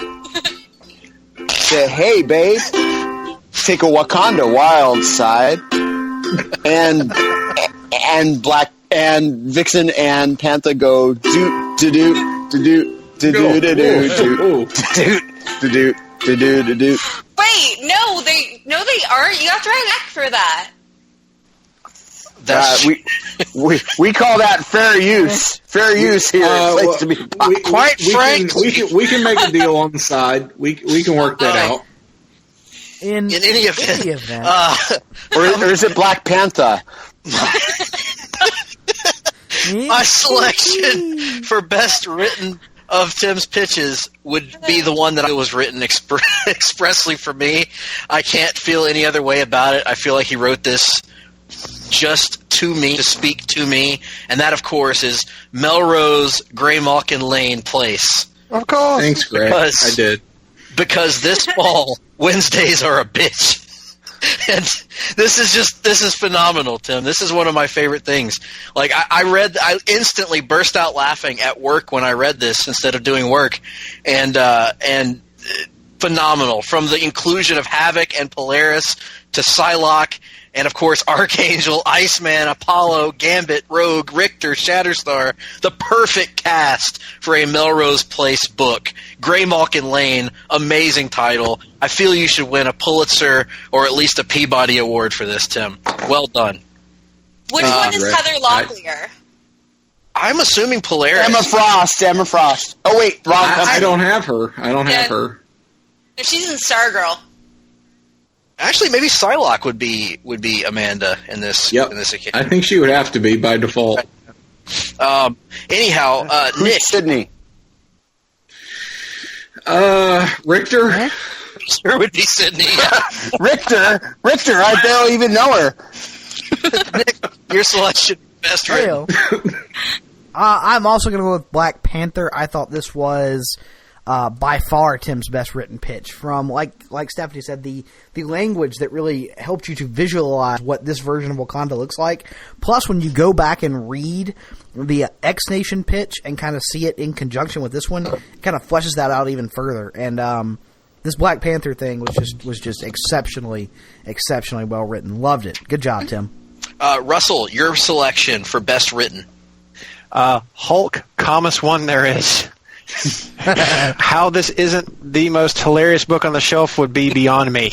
That idea of an inverted Hulk transformation and just the idea of an Bruce Banner throwing a temper tantrum is just the funniest possible thing. And then whenever he comes back, like, Hulk is all like calm and happy, and then he sees his apartment like all just jacked up because that's the most that Bruce Banner could possibly do. He's like, "Oh, Hulk laptop smashed." Bruce, go on Twitter again. No, just fantastic concept, dude. It was. It may actually work better as a miniseries, but honestly, it'd be a hell of a fun read. Absolutely. Well, does it? Well, before we get to the main question and answer session, Tim, you had an alternate title that you wanted to reveal to us that you mentioned earlier. Tell us the alternate title. As opposed to Graymalkin Lane, I was considering naming that book "Give Us All Your Gays," because I realized you're tired. You're weeping, man. I realized from the character selection that I had come up with that it would be somewhat apropos, and if I could have managed like an all-gay cast, an all-gay creative team, which I have Steve Orlando, who is a fine writer.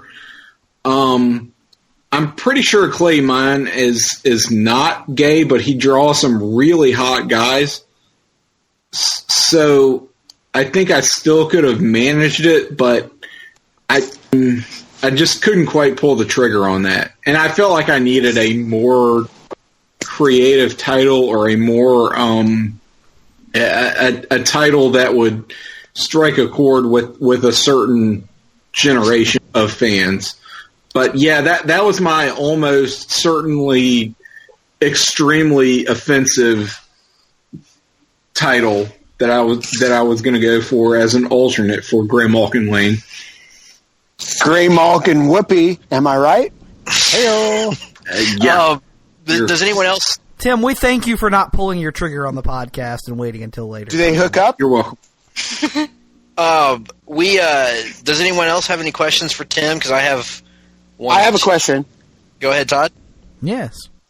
The origin of, for those of us who may be new listeners, the origin of everything you see and everything you don't, is that an in-joke? Is that a wrestling reference?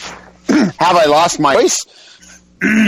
Well, it might be. It was a rather famous or infamous line from the film Batman and Robin, spoken by Uma Thurman's character. Which how exactly did she say that, Greg? I think you. She said, "Hey boys, I'll give you everything you see and everything you don't." You can't even hold it together. Can't even get it out. He couldn't even get it out. No. Everything you don't. Is that after to answer the question, it's Greg Phillips' favorite line from that movie. Was that before she was artificially aged from like a 10-year-old into a young woman? We gotta go there. It was some time before that. Hashtag not them sucks. The creepy thing is the promo pictures. I'm like, why is her shirt so low cut? I have no idea. It's creepy. He's somewhat attitude. It said in the description I've read, it actually said something to the effect of, she's been aged, she has her full set of powers, and she's seeking to take advantage of them. Prepare for a Recia level creepery going on in this. Well, that's the thing. I'm like, is she like normally this sort of thing doesn't bother me, but I'm like, if that's supposed to be a teenage girl, technically, that's a little bit weird that they just like, hey yo, that's like Power Girl level, like, and I'm just like, yeah, sure, it's Power Girl, but she's a woman. We all know that. So, Tim, my question for you regarding your universe here, is Black Panther setting up the X-Men to just basically screw him over at some point, or what's his end game with the X-Men? Quite the inverse. Black Panther is basically setting up the X-Men to be screwed over. My idea is basically Ta-Nehisi Coates can do whatever the fuck he wants with both of these series, and I feel like he would have a little bit more invested in T'Challa, or T'Challa, as Glenn Butler might call him, than the X-Men. But I'm hoping he would like to write the X-Men to some extent or another. If Ta-Nehisi Coates does not want to write the X-Men, I would have put Brian K. Vaughan on the X-Men. But here again, I'm crossing my fingers here. But the idea is that T'Challa is always going to have the upper hand in this situation, no matter what happens. The idea with this book is it's the intersectionality of some differing issues that are going to play out in the superhero universe that I've constructed. But when all is said and done, the Black Panther is really going to he's going to be the cream of the crop, and whatever the X-Men have going on, he'll support it to the extent that it benefits him. Right. He's the brains of the operation. He's the Alex Wright to the X-Men's Disco Inferno. Or vice versa, maybe.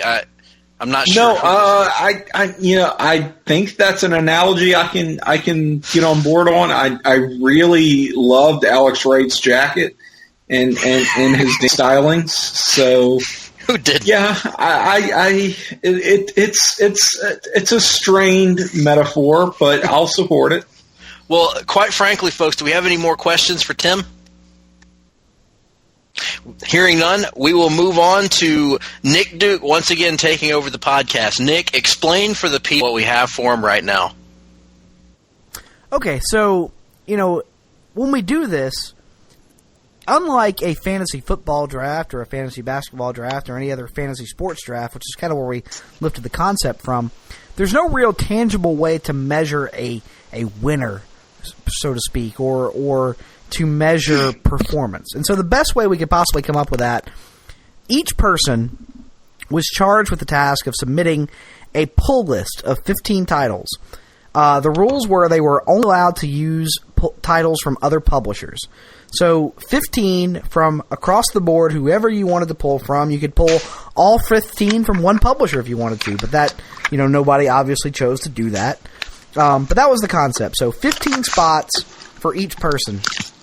And so what we have now are the results of those of that exercise. So, Greg, I'm going to hit you with the company-wide statistics first, and this is basically what this means is the total number of spots that each company took up on a pull list, if you catch my meaning. Everyone on the same page? Yes. Mm-hmm. All right, so let's start. We'll go in inverse order. In 6th place, with 10 spots taken on pull lists, we had A for Effort Comics from Stephanie, 10 spots. In 5th place, with 12 spots taken up, we had Everything You See and Everything You Don't Comics with 12 spots taken up. All right. Then we had, in a somewhat unique situation, a tie for 3rd place. With 16 spots each taken, we had Conversation Comics and Saucet Comics. That's us, Todd. Woohoo! With 16 spots. So that leaves us with the final 2. Can I get a little drum roll or a ukulele roll? There we go. So in 2nd place, with 17 total spots taken up, we had SP Comics. Russell Sellers had 17 total spots, which leaves, of course, Ho Ho Wow Comics with 19 total spots taken up in the pull list exercise. Will somebody stop the damn match? Good God Almighty! Well, what a remarkable coincidence. I'm sitting over here kind of shocked, actually. Totally expected to finish somewhere near the bottom with this one, considering how... I gotcha. I quickly hammered these out. There was not a ton of thought put into most of these pitches except for my Superman pitch. So, yeah, I'm sitting over here like, really? So if you don't mind, Greg, real quick, can we go through the titles that fared well in this? Absolutely. This Go ahead. Absolutely. So I just want to say for the record, and this is kind of impressive, I thought. So as a grand total across all 6 companies, 82 different pitches were submitted. Of those 82, 57 of those made at least one pull list. So an overwhelming amount of variety, I thought. So just real quick, I'll just read these off and give you the company-by-company results. So going in alphabetical order, first for Greg. Greg, you had 6 titles that made one pull list, and those were The Punisher, The Flash, Stargirl, Strikeforce X, Captains America, and Storm and the Elementals. I had 4 books that made one pull list. Those were Green Arrow Hawkeye, Hard Travelers for Hire, Rorschach's Journal, and The Captain and the Colonel. Russell, you had 8 books that made one pull list each. Those being Iron Titans, Spider-Man, Nightwing, Superman, Batwoman, New Time Masters, Supergirl Starfire, and The Winter Soldier. Jumping over to Stephanie, you also had 4 books that made one pull list each, those being Hesitant Stimulants, Claws, John K. Presents, and Waning. Tim, you had 6 books that made one list each, X-Nation, Grey Malkin Lane, Saga, Miss Marvel, Supremely Strange, and The Best Offense. Todd had 7 books that made one list each, The Mighty Thor, Starman, The Flash, The Covenant, Young Mutants in Love, Sandman, and Virtue Brigade of the United States. Only one of you motherfuckers took Starman. Greg, thank you, buddy. You are welcome, Todd. I would do it again in a heartbeat. Moving on to the books that made 2 lists each. Starting again in alphabetical order, Greg, for you, Green Lantern pouches each finished on 2 lists each. Oh. Moving on to mine, American Alphas, Harley and Her Hounds, Mira, Queen of Atlantis, and The Spectacular Spider-Man all finished on 2 lists each. Russell, for you, Green Lanterns finished on 2 lists. Tim, you had Silver Surfer, Black Panther, and Elektra Assassin on 2 lists each, and Todd had Batman, Daredevil, and The Extraordinary on 2 lists each. The books that made 3 lists each, quick, again in alphabetical order. Greg, for you, Wonder Woman and The Wolverine each made 3 lists each. For me, my Green Lantern title made 3 lists.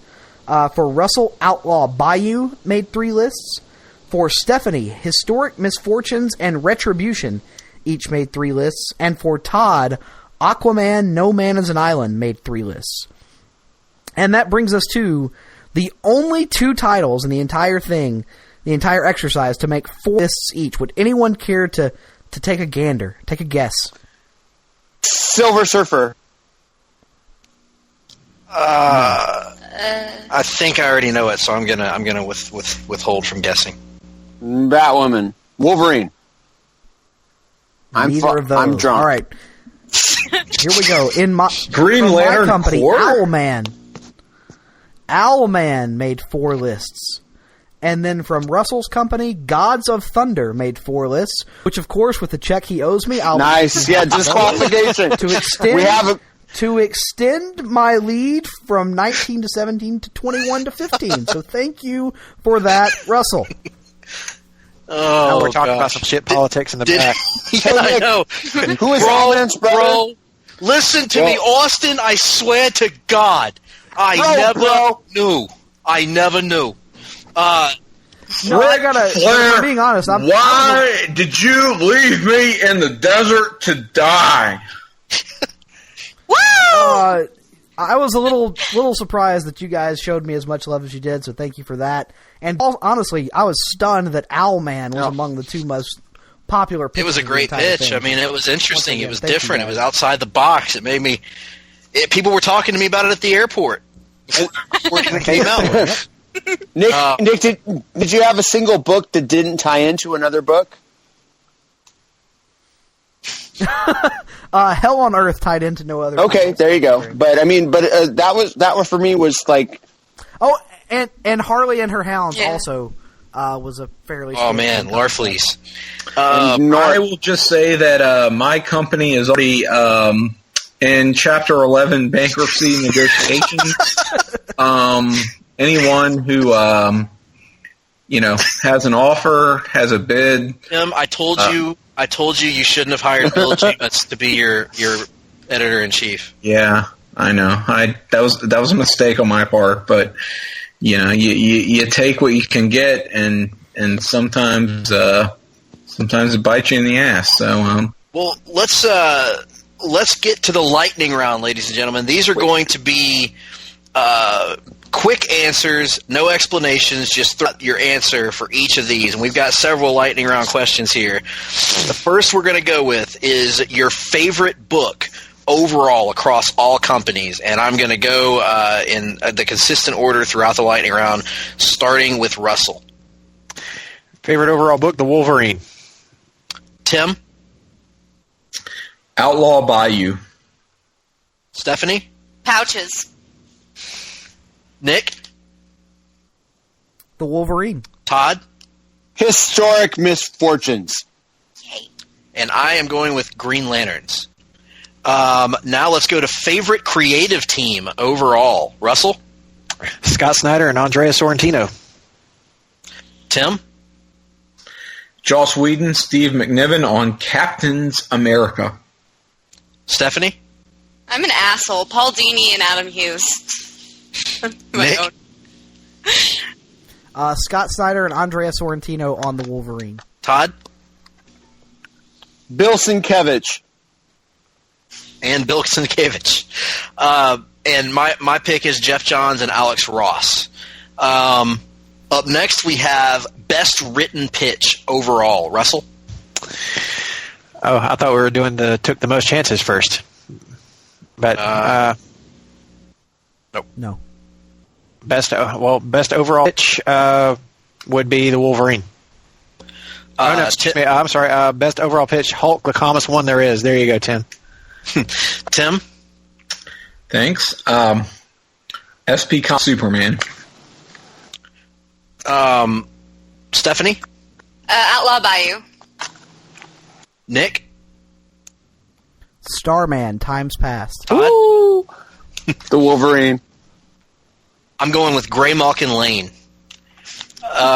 Which company took the most chances? Wait, Nick didn't even pull that fucking book. Which company took the most chances? Talk about a consolation prize. Or was the most innovative? Russell? It was a tough cut, I Russell? must say. I'm going with A for Effort.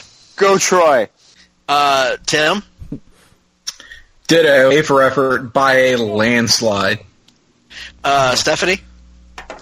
I say sausage. Oh, Nick? Todd? Yay. A for effort. That's the A string, in case you didn't know. A for effort is my as well. Clean sweep across the other 5 of us. Which company, other than your own, would be the most financially successful? Russell?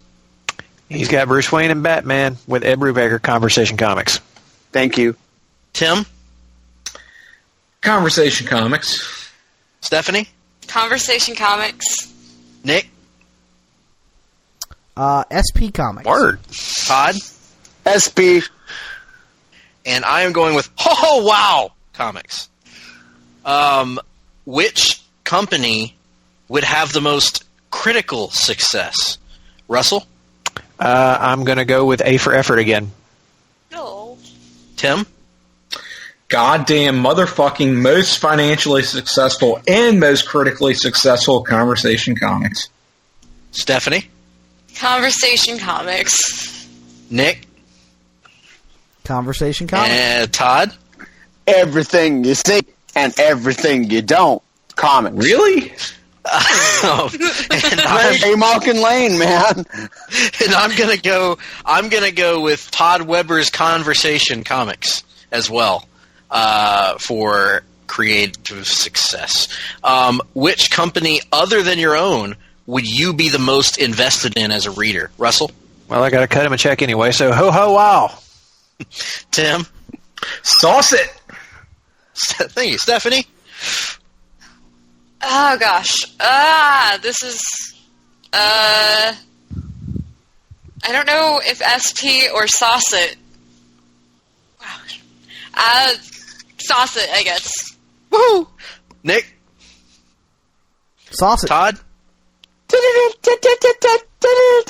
Ho ho, Loon Wow Comics, because every book ties into everything except for the Hell one. But the Hell one and Harley and Hounds. Yeah, but that and the two. No, they tie into each other. Well, I mean, but not to the other, thing. They hook up. No. So yes, if you're wondering how Jordan and Rocket Raccoon, they do hook up. All right, I'm sold. How is a furry? Get it, Rocket, get it. My company that I'm most invested in would be SP Comics, fairly comfortably. And if you had one title, one book that you could steal from a competitor, from another company, which would it be? Russell? The Wolverine from You. Tim? Come on. Pouches from You. Stephanie? Pouches too. Nick? Wolverine. Todd? Wolverine. And mine would be Owlman, actually, from Nick, although Gray Malkin Lane was really, really close. But I went with Owlman from Nick. And that, ladies and gentlemen, brings mighty end to Nick. Give him the title once more. The second biennial Place to Be Nation Pop Peter David Memorial Fantasy Comics Draft, presented by a hypothetical DC Comics online unlimited subscription service. And the fact that I was able to do that read flawlessly in the state I am in, I am going to take a drink for that one, my friend. Ladies and gentlemen, in addition to the actual draft picks and the pitches that you can now find on the website, we're going to be putting up a poll, this time for real, unlike at the Halfies, on the Place to Be Nation Comics Facebook page. And we invite you all to vote on which of our companies you like the best, which pitches were the best, and give us your feedback, because we thought this was really fun. Hopefully you guys enjoyed it. And hell, let us know what we can do different next time. Ways to spice things up, shake things up a bit, do things a little bit differently. But in any event, for Russell Sellers, Tim Capel, Stephanie Holly, Nick Duke, and Todd Weber, and Laley, I'm Greg Phillips. Signing off. Todd, why don't you play us off with something? Oh, sorry. Here we go.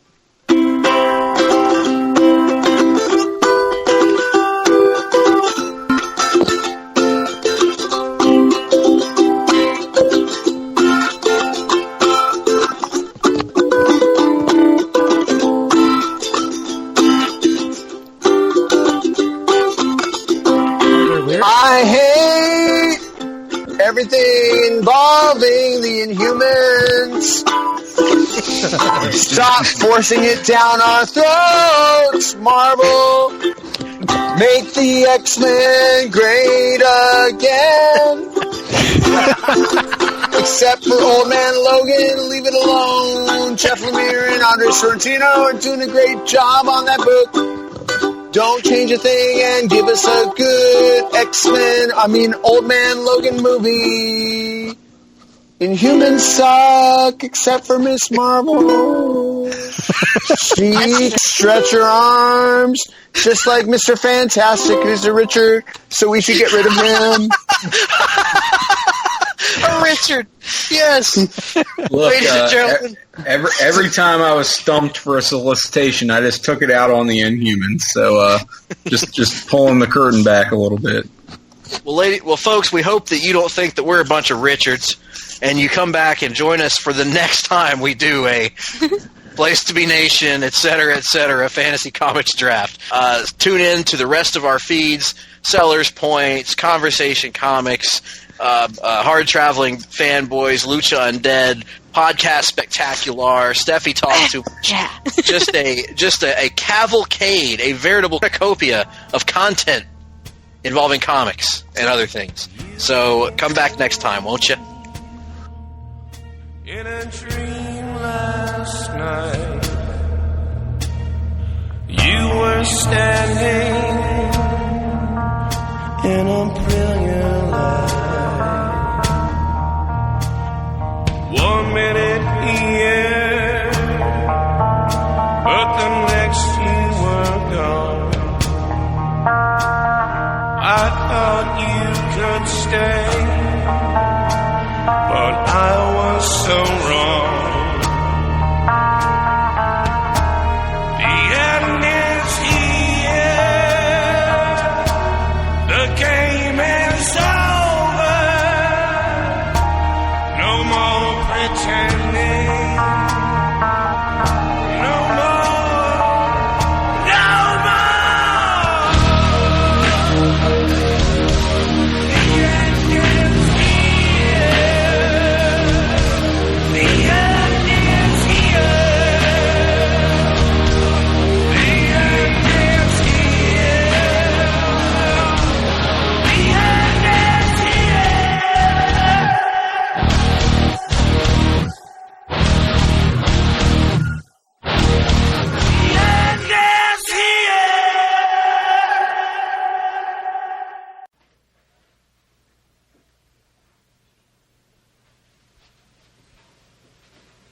You're still here? It's over. Go home.